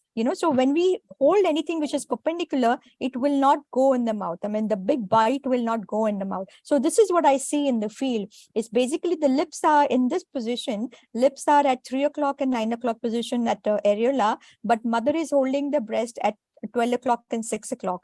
And this is what is happening in this, that the areola is it's becoming long and only nipple is going in the mouth. We want to change this, because you will see tomorrow when you go to wards or PNC wards, you will see all these mothers are holding the breast in a C shape. This is completely wrong. Here, if you look at a lot of this pamphlets they have, or a lot of our, breastfeeding material that we have, everywhere, mothers are holding the breast incorrectly. And we have done the experimental study in Banaskantha district with the help of district administration. We had about 576 babies. Half of them were taught a cradle hold and half of them are taught cross cradle hold. We saw that mothers who were doing cross cradle hold had 3 times less, babies had 3 times less underweight at 3 months of age. So this comes from a lot of experience, and also we published in MCN journal. Also now manual expression is also, I see very faulty manual expression in the field. So most of the time what happens, mothers or healthcare workers or nurses are only pressing on nipple and then say, okay, doodh hai, doodh nahi hai, is mother has milk, not milk, and they judge from that whether milk is coming or not. But this is very, very wrong. As I mentioned, that milk does not, but just by pressing nipple, milk will not flow. So here, what we have done at IIT Bombay, we have created a GIF, which we have put it in our tutorial, where mother has to literally press, I call it PCR, press, compress, release. So she has to press inward, okay? Then she has to compress the breast, and then she has to release it. In this position, she will not move her fingers at all. So there is no milking of a breast. It's just, basically pressing against the chest wall, compressing it between 2 fingers and releasing it. This will bring about so much of milk that most of these mothers are just amazed, looking at, oh my God, I have so much milk. Because normally they have this thing, I don't get milk, I don't have enough milk, I don't have enough milk. So this is very important to teach our staff nurses how the milk should, how the milk should be expressed. And I agree with Dr. Srinivasan that manual expression works very well. I never prescribe pump to anyone. I've never prescribed anyone. I've gone through that trauma, and I make sure that pumps are not, of course, it's a different story if mother has to go back to work within 2 or 3 weeks, or babies in ICU, and that's a different story. I'm talking about just average normal mothers. They don't require any breast pumps. Now, some points that I would like to reiterate. This is again, I really stress cross cradle hold a lot, because we have seen tremendous growth with this cross cradle hold. And what we have done, coming from Engineering Institute, we have worked on the mechanism or mechanical engineering of breastfeeding, So we have really kind of nailed down each and every point. So here, this is a cross cradle hold. The reason it is called cross cradle, because you're holding the baby from the opposite hand, from where the mother is going to breastfeed. So this is your cross cradle hold. Here again, mother is holding the baby, cross cradle hold. There are a few points which I'm not going to go in detail, because time is not much. This is almost 2-hour session, but I'm going to go just on important aspect is when mother is holding the baby with the opposite hand, you want to make sure that she's holding the baby very tightly under the other arm, okay, in the armpit, so that baby does not slip. Because if she does not hold the baby tightly, then what will happen? Baby will slowly slip down, and then a latch will come out. So here, this number 2 is very, very important. Full body support is extremely important. In this position, the full body support come. Third point over here, what I recommend, that she should basically have one baby's hips sitting on this angle. Because if that hip is sitting on this angle, baby will not slip. So that is one important point that I always reiterate. Always bring the baby up. Many times mother has this habit of bending down. So that bringing the baby up is very important. The back should be straight, because many times mothers are very stressed. Either they are kind of drooping down or they are just too stressed. The shoulder should be really light and relaxed. So in cross-cradle hold, I insist that we hold the baby from a mastoid bone. You don't want to put any pressure on the head, because when you put pressure on the head, what happens is inadvertently mother try to flex the neck, or flex the head down. So we always tell to basically hold the baby from from behind the ears. And this position helps mother to extend the neck a little bit. So that extension is very, very important while bringing the baby to latch. So here again, same thing, the baby should be in a straight line. We all know that, baby's ears, shoulder joint and the hip joint should be in a straight line. It should not be bent at all. Now you're bringing the baby is ready. Now you're bringing the baby to the nipple. In a sense, there is a one point of positioning is nose to nipple. Okay, so in this we have improvised. WHO says that you bring the tip of the nose to the nipple, but I say that you have to bring the nair of the baby to the nipple. Why nair of the baby? Because when you're bringing the nair of the baby, you're extending the head a little bit outward. Okay, so this is very important that you basically, you bring the nair of the baby and extend the neck a little bit backward. So baby is in extension position. And in this position, what happens that the lower areola is in front of baby's mouth. So when baby opens the mouth, literally, the whole lower areola goes in baby's mouth. And also, this is one important point where you bring the chin forward. Okay, so it's called double latch, double point, where you bring the chin forward and the forehead should be backward. Okay, so that way many times mother feels that, oh, baby's nose is getting compressed. But if you bring the baby in a correct position, baby will not have a nose compression at all. Now baby is ready to latch. Now mother has to hold the breast. This is very, very important, because many mothers don't hold the breast, and inadvertently only nipple goes into the mouth. Okay, so this we found, again, we have done extensive research on this, that what should be the position of fingers. So as in cross-cradle hold, baby is completely horizontal. So in that horizontal position, the upper lip will be at depending upon which side. Suppose I'm feeding the baby on the left side, then the upper lip will be at 3 o'clock position, and the lower lip will be at 9 o'clock position. So exactly that's where mother's finger should be, and the finger should be only the tip of the finger and not the whole finger. It should be only tip of the finger. This is really important. Again, why only tip? Because if you're holding the whole breast with the finger, then these fingers will come in the way, and baby will not have a lower areola latch. Okay, so just the tip of the finger, and the finger should be 3 fingers away. Okay, if you have too close a finger holding the breast, then it will be only nipple. If you're holding it from too far, then it will basically, baby will not have enough compression of the breast. Okay, so this is important, that it should be only 3 fingers away. Again, this is in this position, in a U-shape hold, mother's fingers are parallel to baby's lips. This is exactly the concept of eating burgers when we eat burgers. Okay, so here, this is what I've mentioned. Now, another thing is how to open the big mouth. Just kind of stimulate upper lip with the help of nipple, and you will be able to, as soon as baby opens the mouth, it takes literally a fraction of a second that they open the mouth. Mother has to be really ready and just focus, no phones, nothing, and as soon as baby opens the mouth, you immediately attach the baby. You attach the lower lip first and then the upper lip. Okay, so that's called 2-point latch. Here, when you're attaching, you want to make sure that the lower lip is at the border of areola and the upper lip is just sitting above the nipple. So that way, just as WHO recommends, that you don't want upper areola to be in the mouth. Okay, so here, this is the good attachment where lower lip is at the border of areola and the upper lip is just above the nipple.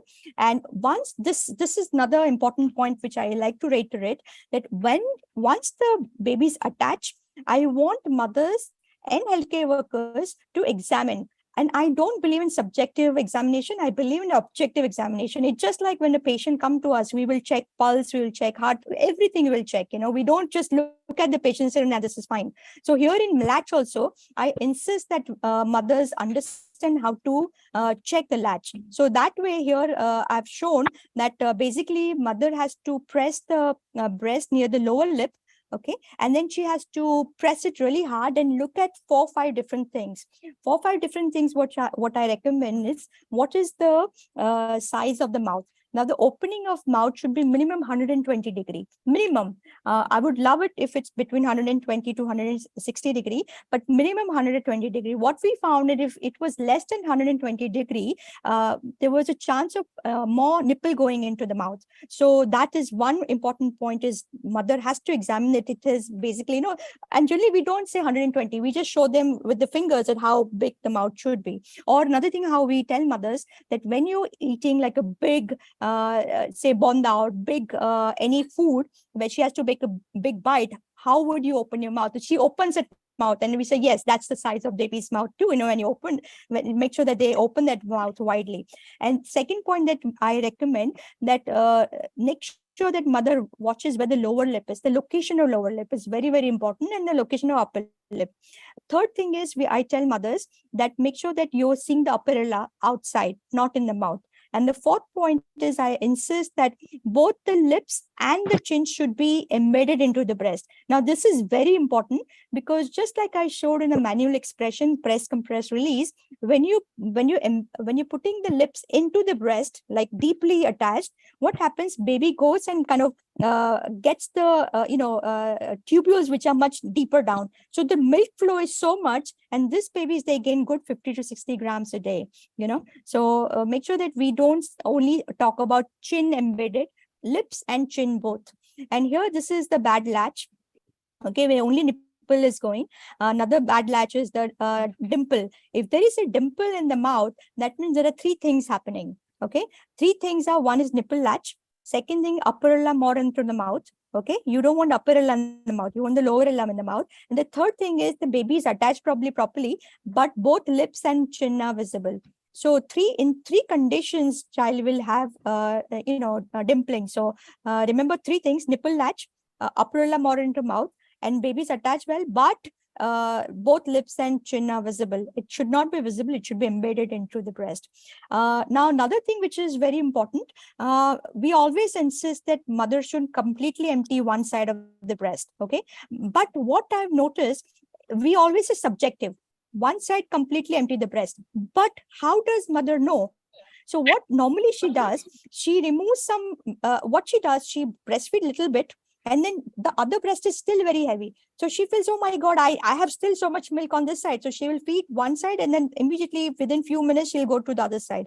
So here, what we have done in IIT Bombay, we have created this tutorial, and we have shown them how to actually examine whether she has really emptied her breast or not. This is very important.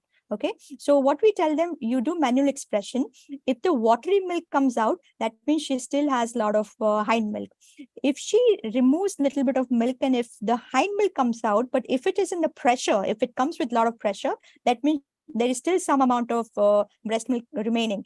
And if she's pressing that just few drops of hind milk is coming out, that means, milk is, that breast is completely emptied. And then we tell mothers to make the baby sit in the sitting position. Now, this is very important, because this is what we use in all the, nurseries in India, in US also. I'm talking about NIC also. We make the baby sit in a sitting position. And this has been very, very effective in our program over here also, because what happens when you burp the baby in a sitting position, their stomach get compressed, and you just flex the trunk a little bit forward. So what happens, as soon as you do that, 2 things happen. One thing, they will burp right away within a minute, guarantee. Second thing, what happens, and this is only if baby swallowed air. in most of the time, babies, if they don't swallow air, they will not even burp. And the second thing which happens, the baby immediately open their eyes. Immediately. It's very, very powerful. Must try it in the field. But this is the way we recommend. We don't recommend putting the baby on the shoulder, because what we experience again, we have done research that babies who were put on shoulder like this, they were sleeping. Mothers were sleeping, babies were sleeping. We want the baby to be awake and complete their breast milk, or breastfeeding as soon as possible. These are some early hunger cues. I think we already know it, so I'm not going to go too much in detail. 8 to 12 times, at least in first few weeks or so. 10 to 12 times, very, very important. I recommend at least 10 to 12 times. 2 to 3 times, even 4 times at night. More prolactin at night, so more breast milk. So I do insist that they should, feed at night also. Now here, this is one video that I'm showing here. Just look at it. Now this mother has a inverted nipple. Okay. Now we have this. When I came, a lot of nurses were basically very stressful. They were pulling mother's nipple in the during pregnancy. They were giving nipple shields after a baby was born. And what I found, a lot of this mother had a lot of complication when first of all, it's very, very painful during pregnancy to touch nipple. Even to touch nipple is very, very sensitive. It's very painful. So to use that syringe, it's absolutely not needed.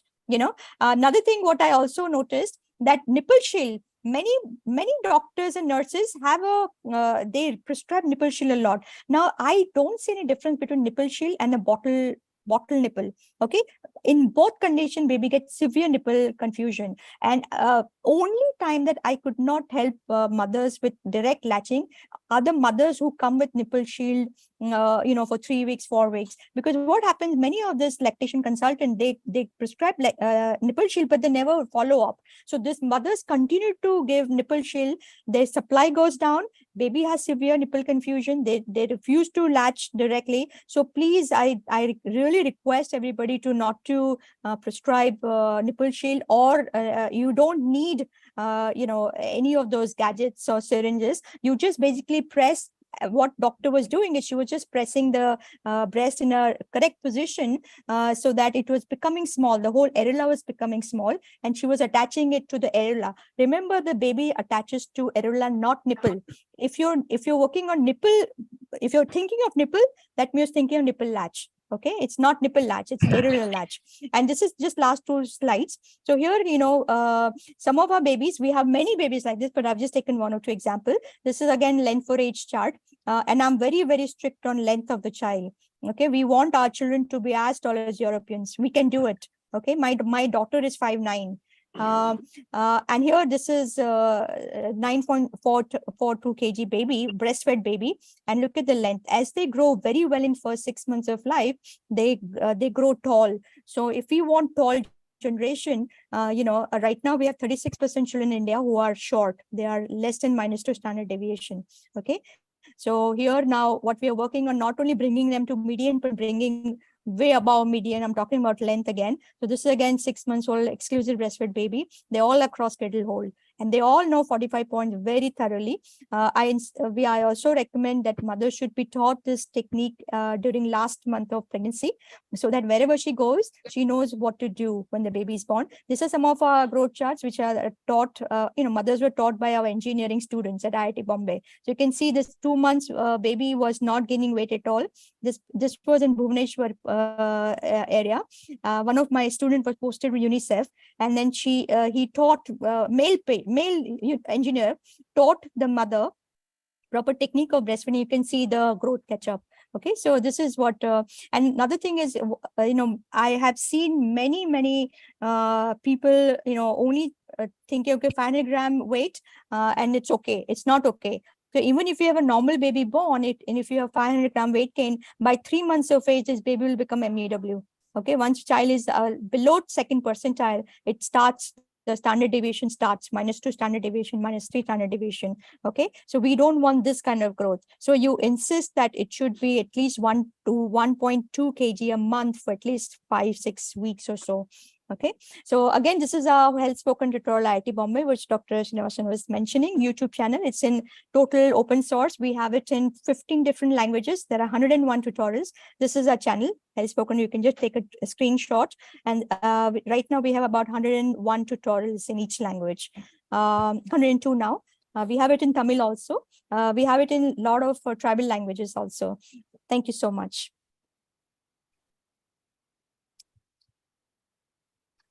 Okay.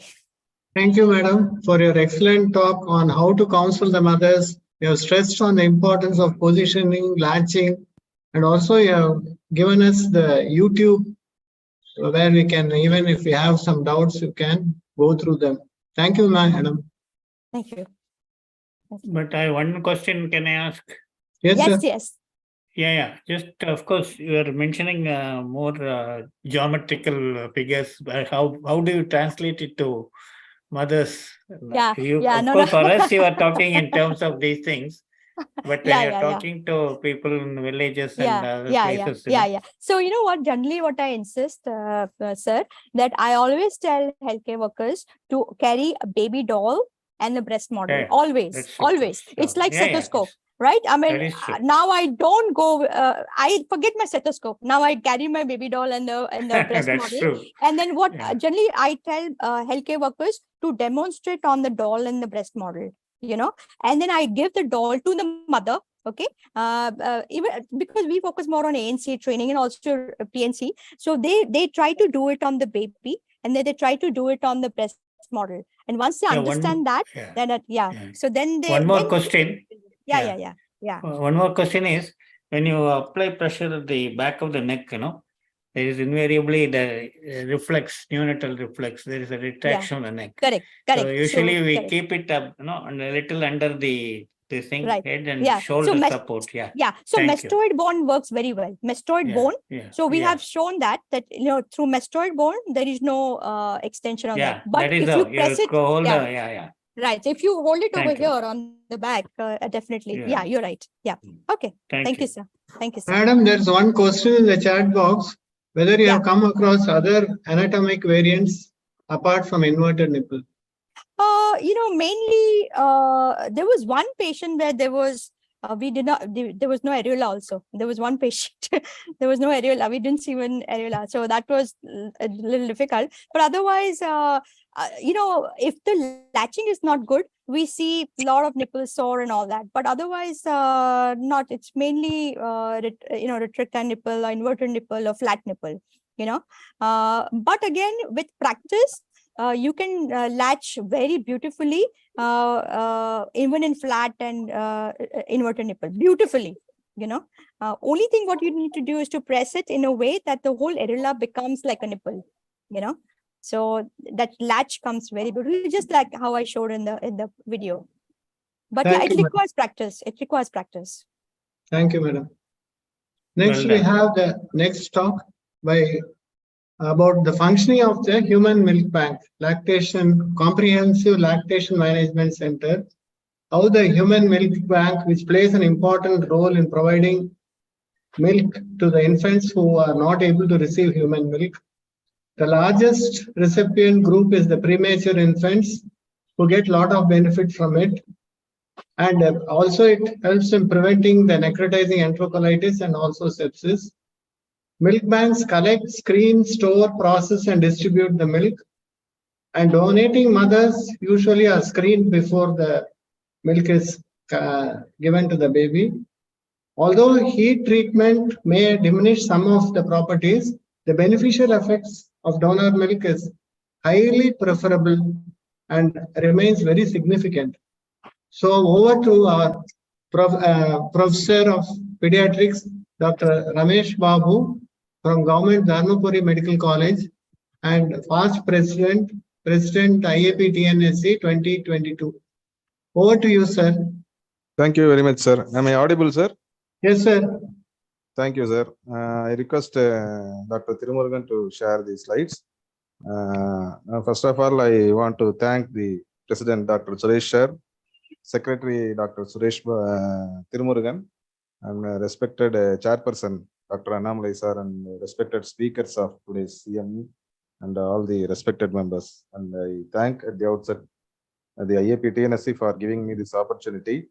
My talk will be more of practically what we are doing in Human Milk Bank rather than more of an academic interest. Okay. This is the entry of our Human Milk Bank in Dharmaburi Medical College Hospital. As per definition, it states that Human Milk Bank is a service provider which collects, screens, processes, stores, and dispenses human milk based on the pediatrician's prescription, and which has been donated by the nursing mothers to the recipient infant who are not biologically related to them. But usually the mother's baby also usually given the milk, but usually what the milk we give from the milk bank is a pooled one. Okay, next. Going back to the history, the first human milk bank was opened in 1909 by Dr. Theodor Eschrich in Vienna, Austria. In India, it was started in Sion Hospital, Mumbai in 1989 by Dr. Armida Fernandez. Next one. We are indebted to thank the government of Tamil Nadu as well as the National Health Mission, because almost all medical colleges in our state has been provided funding, and as they have established a comprehensive lactation management center. I think around 78 SNCUs are there in Tamil Nadu, and even sub-district hospitals have human milk bank right now, and we don't get babies referred for tertiary institutions don't get babies referred for need of milk and all, and they are establishing lactation support units at still peripheral level at block PSCs and all.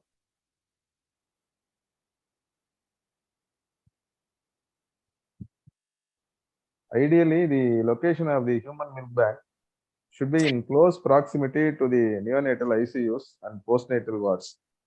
This will be very much useful in the mothers not to move from their postnatal ward. If it is ideally close to the postnatal ward, the human milk bank it will be ideal for them to donate, especially for an intramural institution.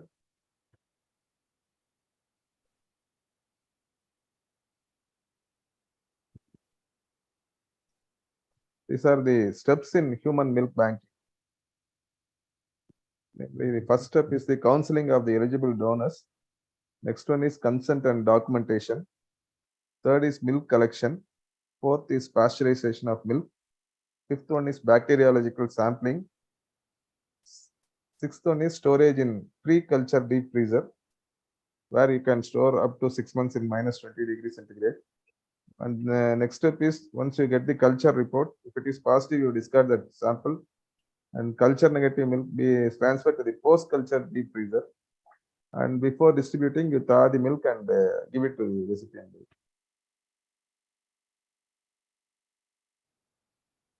The first step is counseling. Usually, the postnatal mothers are counseled by the in-charge staff nurse of the human milk bank. We don't have specific lactation counselors posted to our institute. So the staff nurses and even our postgraduates do this counseling to the mothers in the postnatal wards, and they motivate the mothers, and the mothers voluntarily come to our milk bank for donating milk.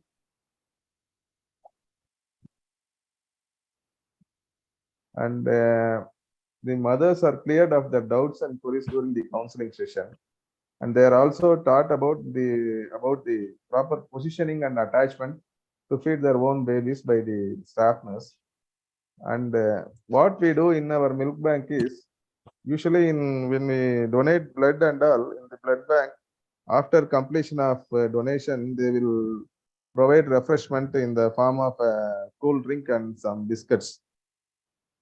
But here, once after the counseling session is over, the staff nurse provides nutritional supplements to the donor mothers prior to donation. The reason being, if we give them after the donation of milk, they take the nutritional supplement that is a multi-mix grain ball or on the multi-mix grain kanji or some that sweet with the jaggery and multi-mix powder balls made it. They take in hand and they go give it to other elder siblings and all in the postnatal ward.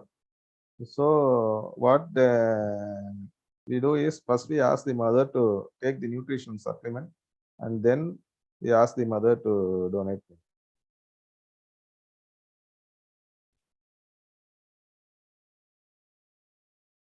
This is the eligible criteria. Who all can donate? A lactating woman who is in good health related behavior and who is not regularly on any medications can donate. And she would have been already undergone the screening test for infections during her antenatal period, or if not, she should be willing to undergo that blood testing. And she should have enough milk after feeding her baby satisfactorily, and her baby is thriving nicely. But we don't take this point as a strict guideline because some mothers would have their babies admitted in the NICU. Those babies may not be in a position to be fed by the mother. Such mothers also donate milk in our milk bank. Who are all cannot donate means those mothers who are in takeoff, who are using alcohol or tobacco products and illegal drugs.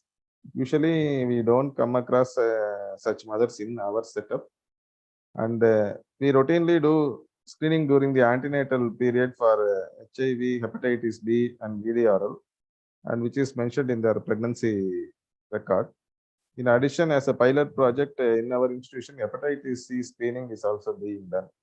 So those mothers who are negative for these infections by screening are eligible to donate. And mothers who have received any organ transplant or any blood transfusion, we don't ask them to donate. And those who are taking any radioactive drugs, any therapy and radiation, we avoid them.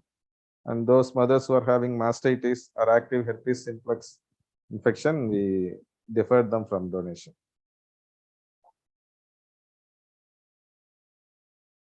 This is prior to donation. We get the consent form from the donor mother, and usually it is in bilanguage, English and Tamil, and the staff explains the details, essential details of screening, and get the consent from the mother. And the mother, the attender accompanying the mothers also being explained of the procedure. Usually elder sister, they also attend the counseling session and get motivated. After that, we usually ask the mothers to take a bath in the morning prior coming to donation. In addition, once they enter the milk bank, they are asked to, prior to expressing the milk collection, they are asked to have their hands get washed. We ensure that the collection cubicles are privacy has been maintained for the collection in the collection cubicle for the donors. Usually, the accompanying attender of the mother is also allowed inside the collection cubicle. The staff nurse teaches the procedure of collection, and after collection,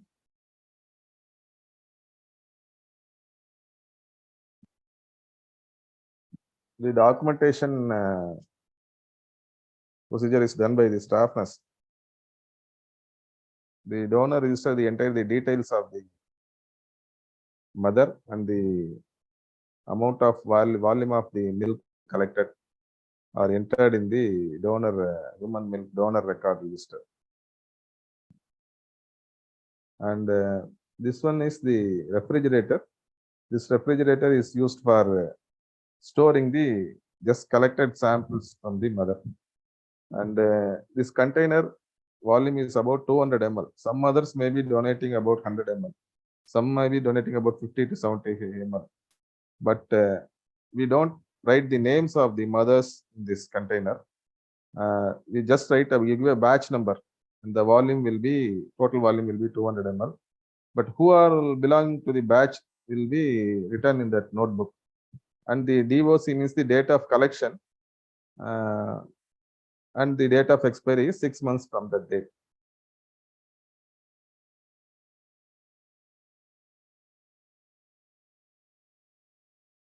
Next step is the pasteurization of the milk. This is the pasteurizer. The temperature, the set temperature is 62.5 degrees centigrade. First, the water is poured up to the level of the top metal spring at the top level. And the water is boiled up to the temperature of 62.5. Once the water temperature reaches the set temperature, then the stainless steel container is inserted into this previous slide.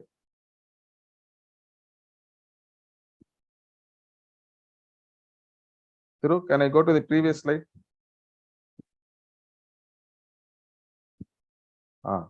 This one. Then the stainless steel containers are placed inside the pasteurizer, and the time for pasteurization is 30 minutes. The entry here is 76, means this is an the pasteurization done by agitator method. This agitator will move at the rate of the rate which we are fixing here. The ideal recommended rate is 70 to 80. Usually we fix by around 75 to 76.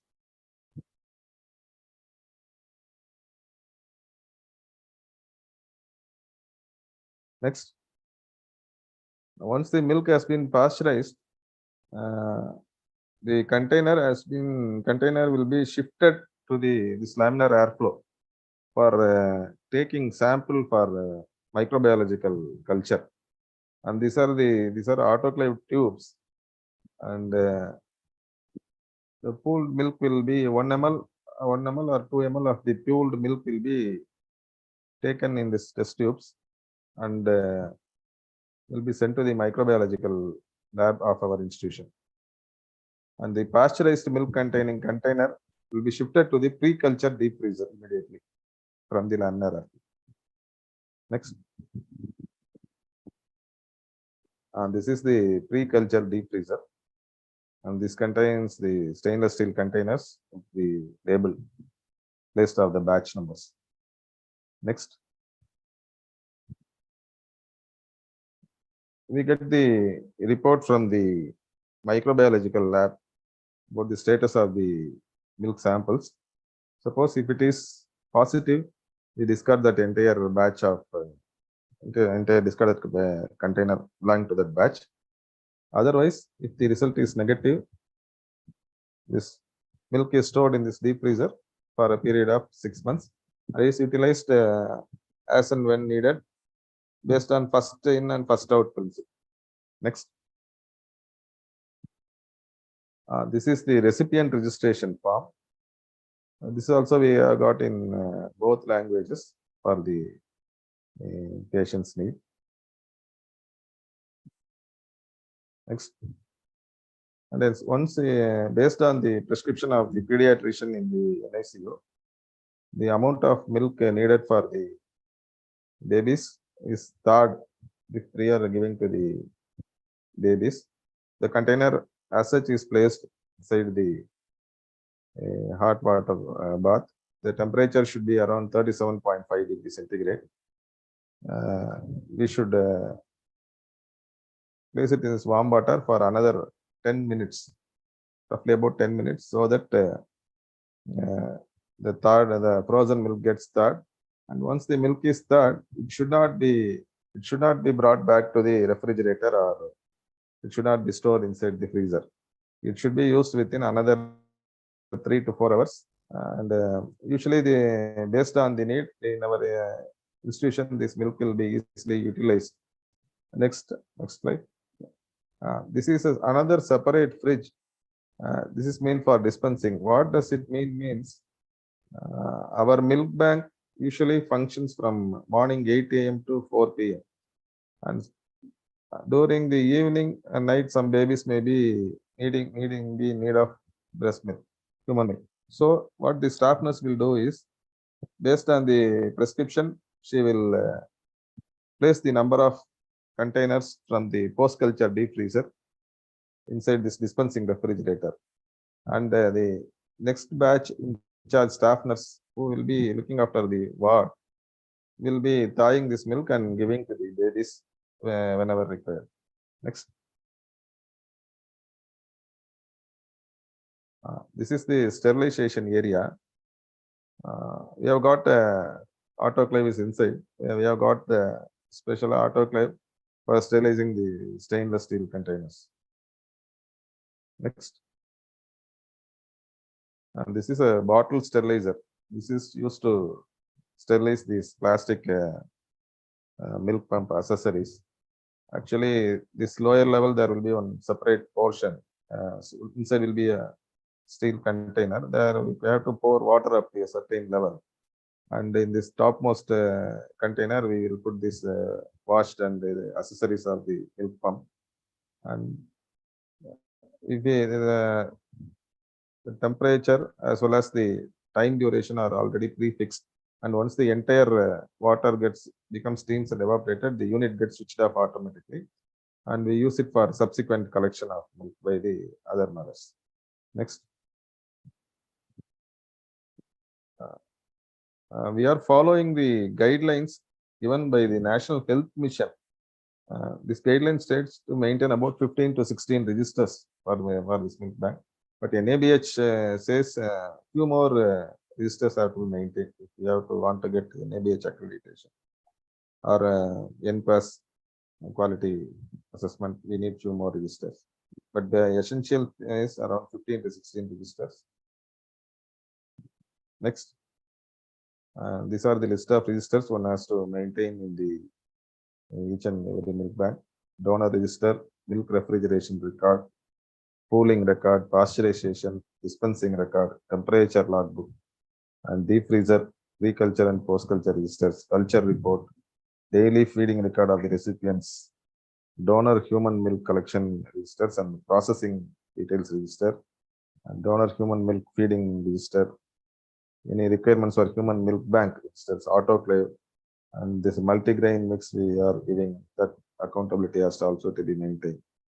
And this is the monthly report based on the daily amount of number of donors, the number of amount of milk collected, and the number of recipients who are being given the milk and the milk dispensed to the recipients.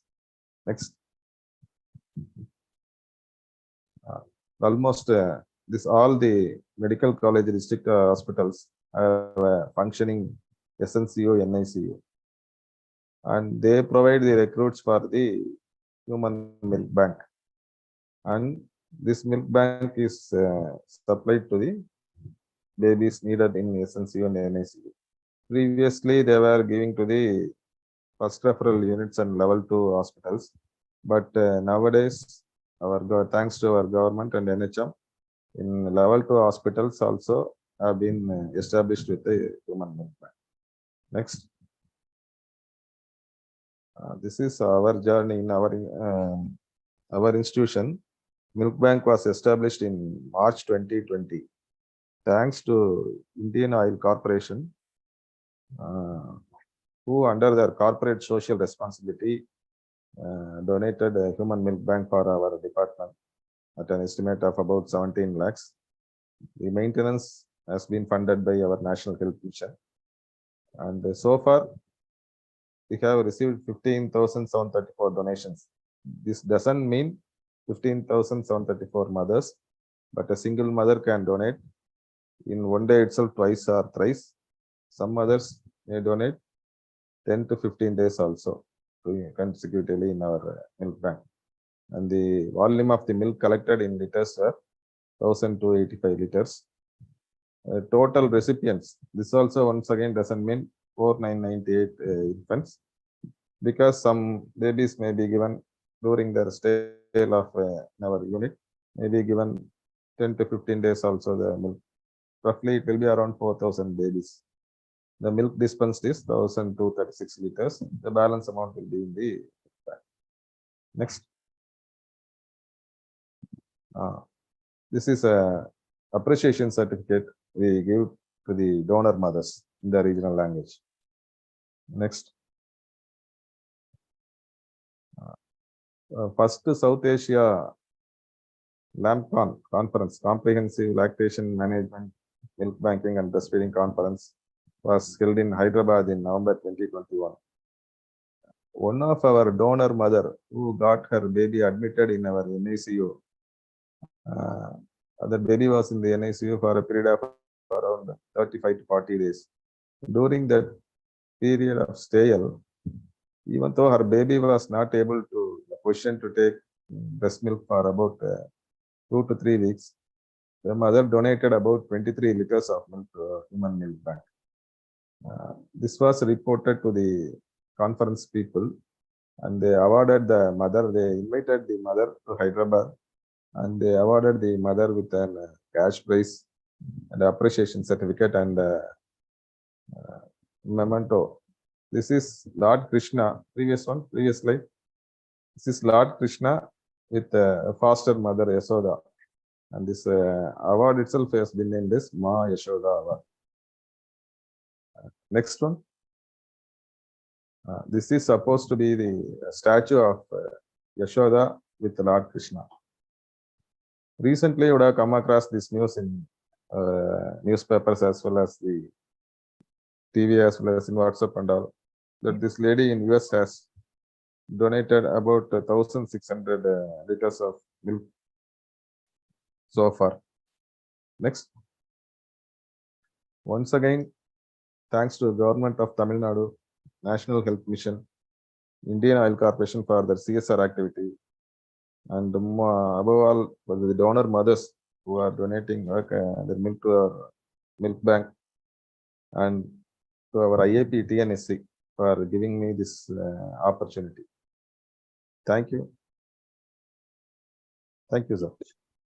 Thank you, sir. Thank you, sir, for your excellent talk on the functioning of the Human Milk Bank. Right from this time, the mother is introduced and counseled and given nutritional support, and then collecting, handling, storing, processing, cooling, bacterial screening. And also you had also stressed on what is subsequently done, like maintenance of the sterilization, and also about the maintenance of registers. And lastly, I was stressed about the importance and how much of how many donors have donated milk, and also the awards won by one of the mothers who had treated the child in the NICU.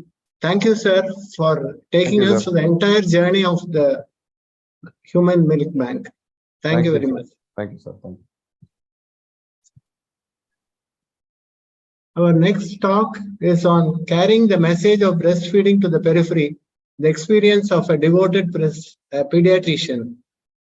Now, this message of breastfeeding should go to the periphery to achieve good health and the benefits of this breastfeeding. There should be investment in its protection, promotion, and support.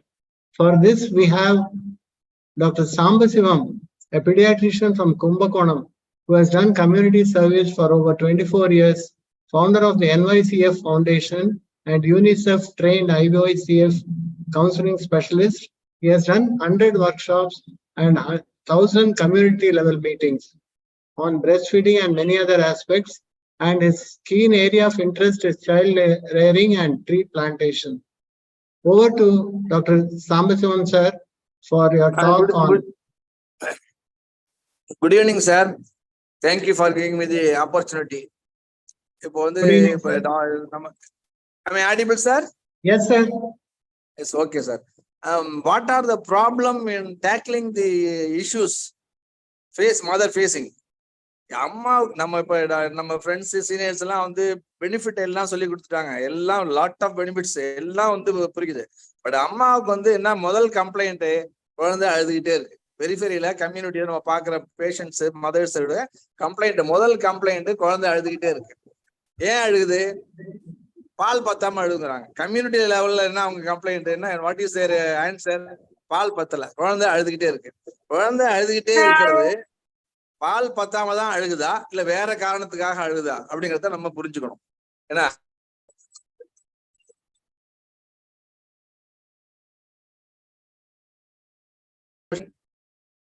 done in the antenatal period itself, not only for the mother but for the whole family.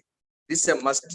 Counseling centers should be available each and every place of our state. Baby, why baby is crying? What was the status of the baby in the intrauterine life? Small amount of colostrum, is it enough or not? What will happen if colostrum is not given to the baby? Whether baby will develop jaundice or not? Then diet of the postnatal mother. Community லெவல்ல கிராமங்கள்ல postnatal மதர்ஸுக்கு சாப்பாடு கொடுக்கறது ரொம்ப ரொம்ப கம்மி. Lot of misbeliefs and other things. And also mother is not kept happy. Happy mother is a must for the oxytocin secretion and also for the leg down reflex, twin feeding. And also, what is the difference whether in the diet? Normal laborல குழந்தைக்கு அம்மாவுக்கு ஒழுங்காவே சாப்பாடு கொடுக்க மாட்டேங்கிறாங்க. ஆனா caesarean சொன்னாலே இதை விட ரொம்ப மோசமான கண்டிஷன்லாம் அம்மாவுக்கு வந்துருது. அதை தவிர ஏன் ஒரு பசுமாடு 10 லிட்டர் பால் கறக்கும் போது நம்ம அம்மாக்களுக்கு ஒரு 500 ml பால் கூட சுரக்க மாட்டேங்குது? இதெல்லாம் ஒன் பை ஒன்னா நம்ம பார்த்தலாம். These are the things I am facing in the community during our counseling session. Okay, first one, why baby is crying? அவங்களோட பேரண்ட்ஸ் என்ன சொல்றாங்க, கம்ப்ளைண்ட் என்ன சொல்றாங்க? பேபிக்கு பால் பத்தாம அழுகுங்கிறாங்க.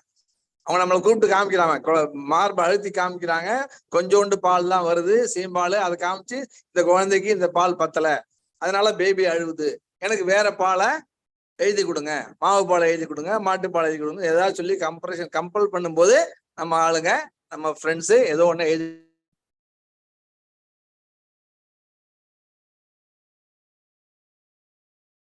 என்ன எக்ஸ்பிளனேஷன் கொடுக்கறது. இப்போ பேபி அழுகிறதுக்கான காரணம் என்ன? பேபி அழுகிறதுக்கான காரணம் கிட்டத்தட்ட 9 காரணங்கள் இருக்கு. பசி எடுத்தா அழுவோம், குழுவில் அழுவோம், யூரின் போறதுக்கு, மோஷன் போறதுக்கு, தூக்கம் வந்தா, அம்மா இல்லாம வேற யாரும் வச்சுக்கிட்டா, இந்த மாதிரி எல்லாம் பல காரணங்கள் இருக்கு. ஆனா கம்யூனிட்டி என்ன காரணம் சொல்லுது? ஒரே ஒரு காரணம் தான் சொல்லுது. என்ன காரணம்? பேபிக்கு சீம்பால் பத்தல, அதனால குழந்தை அழுகுது. இந்த காரணத்தை சொல்லிட்டு இருக்காங்க. இவளை எப்படி நம்ம அவங்கள கன்வின்ஸ் பண்றது? இதுக்கு என்ன கன்வின்ஸ் பண்ணணும்? இப்போ இன்ட்ராயூட்ரன் லைஃபுக்கு நம்ம போகணும். இன்ட்ராயூட்ரன் லைஃப்ல பேபி எப்படி இருந்துச்சு? பேபி இன்ட்ராயூட்ரன் லைஃப்ல ரொம்ப கம்ஃபர்டபுளா இருந்தது. ஆம்னியாட்டிக் ஃப்ளூயிட் வார்ம்தா இருந்தது, கதகதப்பா இருந்தது, உள்ள சத்தம் கிடையாது, இறைச்சல் கிடையாது, கண்ணை கூசுற வெளிச்சம் கிடையாது, எந்த தொந்தரவுமே கிடையாது, காத்தும் கிடையாது, அதனால காத்துல தூசியும் கிடையாது, பொல்யூஷன்லாம் எதுவுமே கிடையாது. அம்மா நடக்கும் போதெல்லாம் அதுக்கு பகல்ல அதுக்கு தாலாட்டு பாடுற மாதிரி இருந்தது. அதனால டே டயத்துல குழந்தை உள்ள இன்ட்ராயூட்ரன் லைஃப்ல தூங்குனுச்சு. நைட்ல அம்மா தூக்கும் போது இது கைகால் ஆட்டி உதச்சிக்கிட்டு விளையாண்டு இருந்துச்சு.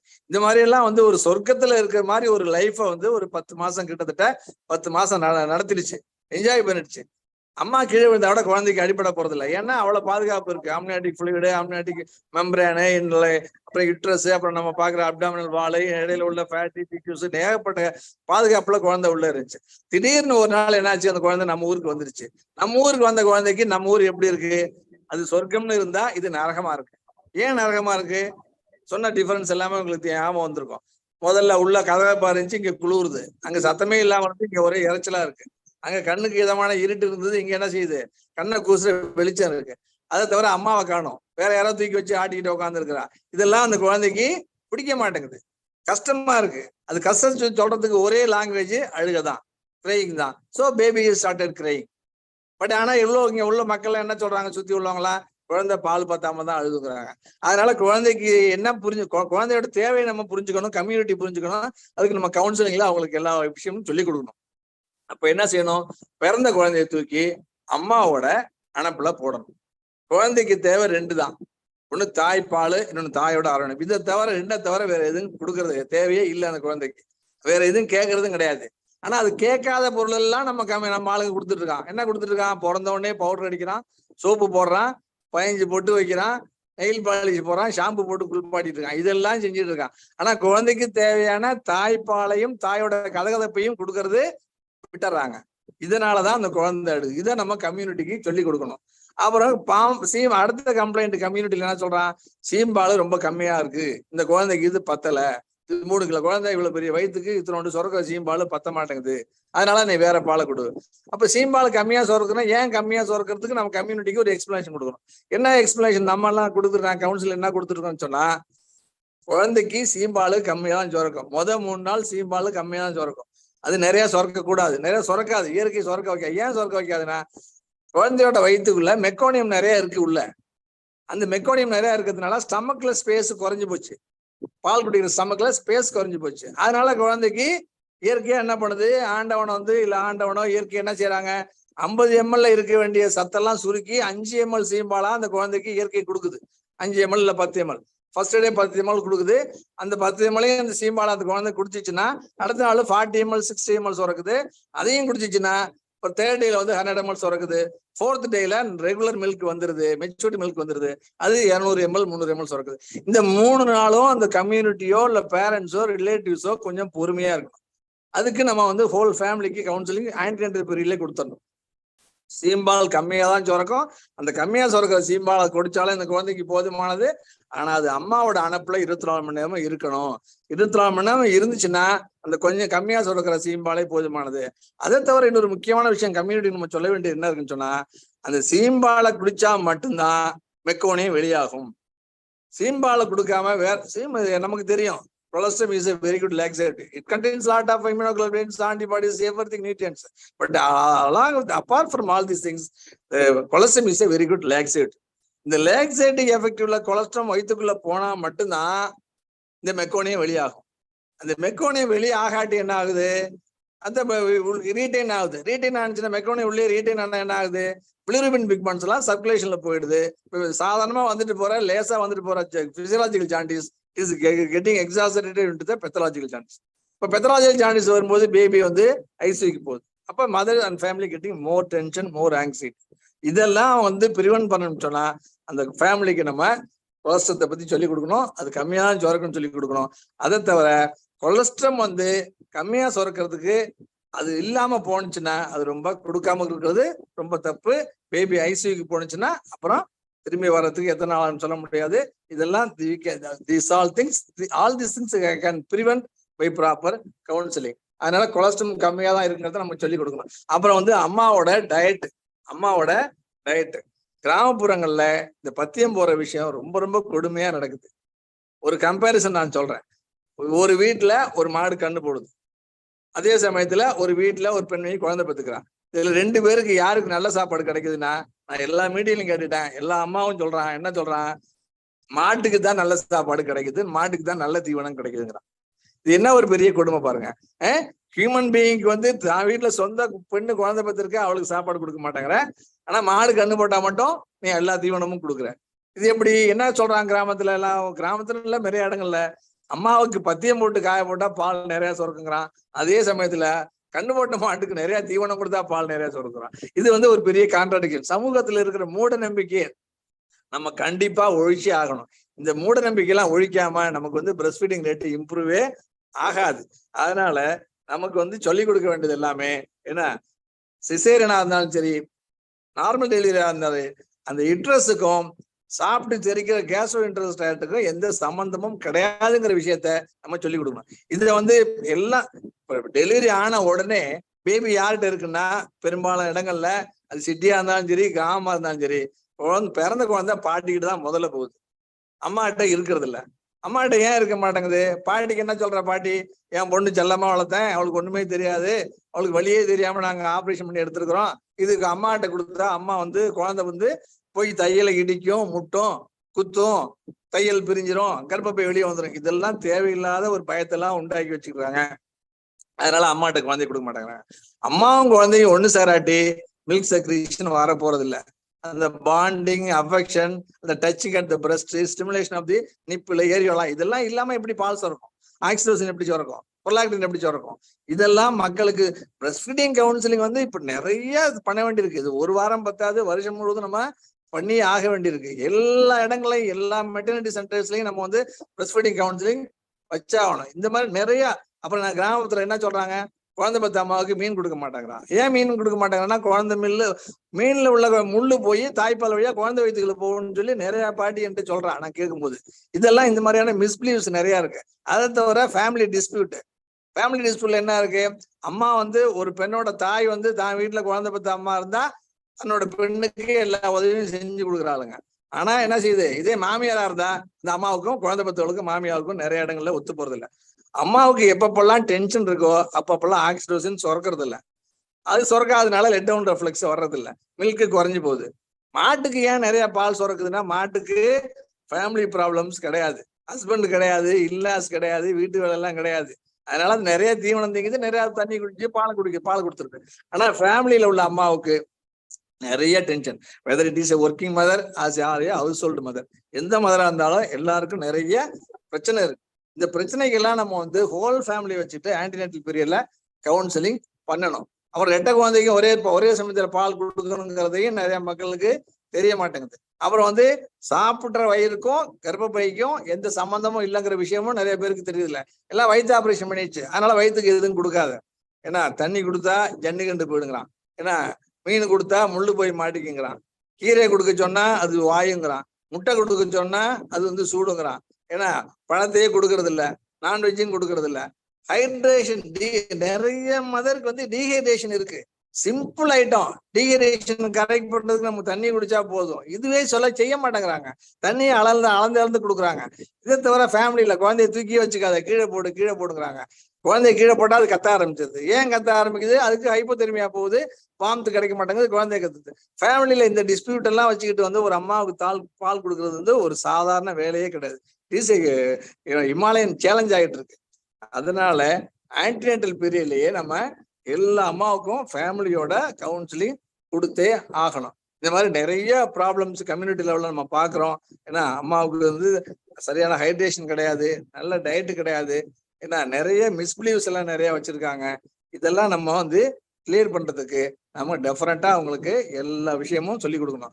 அலங்காரம் பண்றத உடனே ஆரம்பிச்சுக்கிறாங்க, ஆனா பால் கொடுக்கறதையான்னு கேட்கறது இல்லை. ஏன்னா இந்த அம்மாவுக்கு 4 மில்க் பத்தி சொல்லி கொடுக்கணும், ஹைன் மில்க் பத்தி சொல்லி கொடுக்கணும். இதெல்லாம் கொடுக்கறதுக்கு சொல்றதுக்கு நம்மகிட்ட மெஷினரி இல்ல, சிஸ்டம் இல்ல. எல்லாம் IMA, IAP, ஃபாக்ஸி, NNF எல்லாம் சேர்ந்து த்ரூ IMAல நம்ம எல்லா இடங்கள்லயும் ஒவ்வொரு சென்டர்ஸ்லயும் நம்ம பிரஸ்ட் ஃபீடிங் கவுன்சிலிங் சென்டர்ஸ் நம்ம ஆரம்பிச்சு பிரைவேட் மதரா இருந்தாலும் சரி, ஏஎன் மதர் கவர்மெண்ட்ல உள்ள கேர்ல உள்ள மதராலும் சரி, எல்லா மதருக்கும் கவுன்சிலிங் கொடுக்கணும். இப்ப பிரைமரி சென்டர்ஸ் எல்லாம் நல்ல எக்யூப்மெண்ட், நல்ல மிஷினரி எல்லாம் கொடுத்துட்டாங்க. நான் எங்க ஊரை சுத்தி நான் டெய்லி ரொட்டேஷன்ல போயிட்டு இருக்கேன். செவ்வாய்க்கிழமை ஒவ்வொரு செவ்வாய்க்கிழமையிலையும் பாத்தீங்கன்னா பிரைமரி சென்டர்ஸ்ல 50ல இருந்து 100 மதர் வர்றாங்க. இவங்களெல்லாம் அழகா நம்ம கவர் பண்ணலாம். எப்ப கவர் பண்ணோம்? RCH ஐடி எல்லாம் கவர்மெண்ட்ல கொடுக்குறாங்க. இந்த RCH ஐடி எல்லாம் வந்தாதான் அவங்களுக்கு பர்த் சர்டிபிகேட் கிடைக்கும்.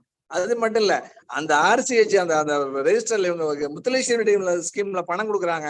அந்த பணம் கொடுக்கறதுக்கு ஒரு முக்கியமான கிரைட்டீரியா என்னன்னா breast feeding counselling attender or not அப்படின்னு ஒரு காலத்தை நம்ம கவர்மெண்ட் சொல்லி சேர்க்க சொல்லணும். பிரஸ்ட் ஃபீடிங் கவுன்சிலிங் அட்டன் பண்ணாதான் அவங்களுக்கு ஃபுல் பெனிஃபிட் கிடைக்கும் அப்படிங்கிற சிச்சுவேஷனை கொண்டு வரணும். அதே மாதிரி ஓஜி கூட நமக்கு லயேஷன் இல்லாம, ஓஜி பீப்புளோட லயேஷன் இல்லாம அவங்களுக்கு எதுவுமே நடக்காது. நான் நேத்து திருச்சி போயிட்டு வந்தேன். ஓஜி பீப்புள் கூப்பிட்டு ஒரு கவுன்சிலிங் நாங்க நடத்தினோம், பிரஸ்ட் ஃபீடிங் ஒர்க் ஷாப். இந்த மாதிரி நிறைய விஷயங்கள் நான் சொல்லும் போது அவங்க எல்லாம் சொல்றாங்க, என்ன சொல்றாங்க, சார் இதெல்லாம் எங்களுக்கு புதுசா இருக்கு, ஆச்சரியமா இருக்கு, நீங்க சொல்றதெல்லாம் வித்தியாசமா இருக்கு, இதெல்லாம் நாங்க சொல்லி கொடுக்கணும் மதர்ஸுக்கு, இன்னொரு மீட்டிங் ஒன்று நடத்துவோம் அப்படிங்கிறாங்க. அதனால கவுன்சிலிங் பேரண்ட் சைட்ல, மெட்டர்னல் சைட்ல அம்மா எங்க இருந்தாலும், அது பிறந்த வீட்டுல இருந்தாலும் சரி, புருஷன் வீட்டுல இருந்தாலும் சரி, ஒரு 6 மாசம் குழந்தை பெத்த அம்மாவை அவங்க நல்லபடியா பத்திரமா பாதுகாப்பா அன்பா ஆதரவா கவனிச்சுட்டாங்கன்னா இந்த அம்மாவுக்கு மில்க் செக்ரீஷன்ல எந்த பிரச்சனையுமே வராது. ஹாப்பி மதரா இருந்தா ஹாப்பி ஹார்மோன்ஸ், ஆக்சிடோசின் நிறைய சுரக்கும். அதனால நாங்கெல்லாம் மீட்டிங்ல என்ன சொல்லிட்டு இருக்கோம், நான் கேட்கிற கேள்விதான் அவங்கள்ட்ட எல்லாம், உங்க வீட்டுக்கு குழந்தை புத்திசாலியா இருக்கணுமா, மக்க பிள்ளையா இருக்கணுமா, ஆரோக்கியமா இருக்கணுமா, நோயாளியா இருக்கணுமா, பாசமான பிள்ளையா இருக்கணுமா, மோசமான பிள்ளையா இருக்கணுமா, இந்த மாதிரி கேள்வி கேட்டா அவங்க எல்லாத்துக்கும் என்ன சொல்லுவாங்க, ஆன்சர் சொல்லுவாங்கன்னு தெரியும். அப்ப நீ இதெல்லாம் இருக்கணும்னு சொன்னா நீ உங்க குழந்தைக்கு தாய்ப்பாலை மட்டும் தான் கொடுக்கும். மாட்டுப்பால் கண்ணுக்குட்டிக்கா உள்ளது. மாட்டுப்பாலை கொடுத்து மாடு மாதிரி உடம்பு மூளை வளர போறது இல்லை. இதெல்லாம் சொல்லணும்னா அவங்க ஒத்துக்கிறாங்க. அதனால நமக்கு எஃபெக்டிவ் கவுன்சிலிங் வந்து ஆன்டினேட்டல் பீரியட்லயே பண்ணணும், இமிடியட்லி ஆஃப்டர் டெலிவரி. அப்புறம் வந்து இந்த ஃப்ரூட்ஸை பத்தி எல்லாம் நிறைய கட்டுக்கதையெல்லாம் இருக்கு. நான் வந்து இது எதுவுமே நான் வந்து எல்லா பழமும் சாப்பிட சொல்லி தான் ரெக்கமெண்ட் பண்ணிட்டு இருக்கோம். அதை நான் ப்ராக்டிக்கலாவும் பார்த்துட்டேன். என்னோட மதருக்கு, என்னோட டாக்டர் இல்லா 2 பேருக்கும் ஆன்டினென்டல் பீரியட்லயே நான் மாம்பழம் கொடுத்துருக்கேன், பலாப்பழம் கொடுத்துருக்கேன். டெலிவரி ஆன பிறகும் நான் அவளுக்கு மாம்பழம் பலாப்பழம் கொடுத்துருக்கேன். யாருக்கும் எந்த கெடுதலும் வர்றதில்லை. முக்கணிகள் நம்ம தமிழ்நாட்டுல மா, பலா, வாழை மிகச்சிறந்த vitamin A, multi vitamin content உள்ள இந்த பழங்கள்லாம் சாப்பிட்றதுக்கு நம்ம சமூகத்துல பயங்கரமா தடை இருக்கு. சமூக தடை, அதாவது எழுதாத சட்டம். எப்பயும் மாமியாரு பிடிக்காத மருமகளுக்காக சொல்லி வச்சுட்டு போனா, நீ அதை சாப்பிடாத, இதை சாப்பிடாது பயமுறுத்திட்டே இருக்காங்க அம்மாவை. என்ன பயமுறுத்துறாங்க? நீ இதை சாப்பிடாத, குழந்தைக்கு ஆகாது, அதை சாப்பிடாத, குழந்தைக்கு ஆகாது. Sir, we are running short of time, sir. Can we just Okay, sir. Thank you for the opportunity. Thank you. Nice. Thank you, sir. Thank you, sir, for an excellent talk on importance of counseling. Thank you very much, sir. Yeah. Thank you, sir. Sir, thank you, sir. Thank you, sir. Actually, because we are to move on to the next session, so we are. Okay, sir. Thank you very much for all the participants. Thank you for the opportunity, sir. Thank you. Yes, sir. And thanks very much to Dr. Annamalai, sir, for a wonderful chairing the session and moderating. Thank you very much for every participant. Thank you, sir. And good night. Thank you, sir.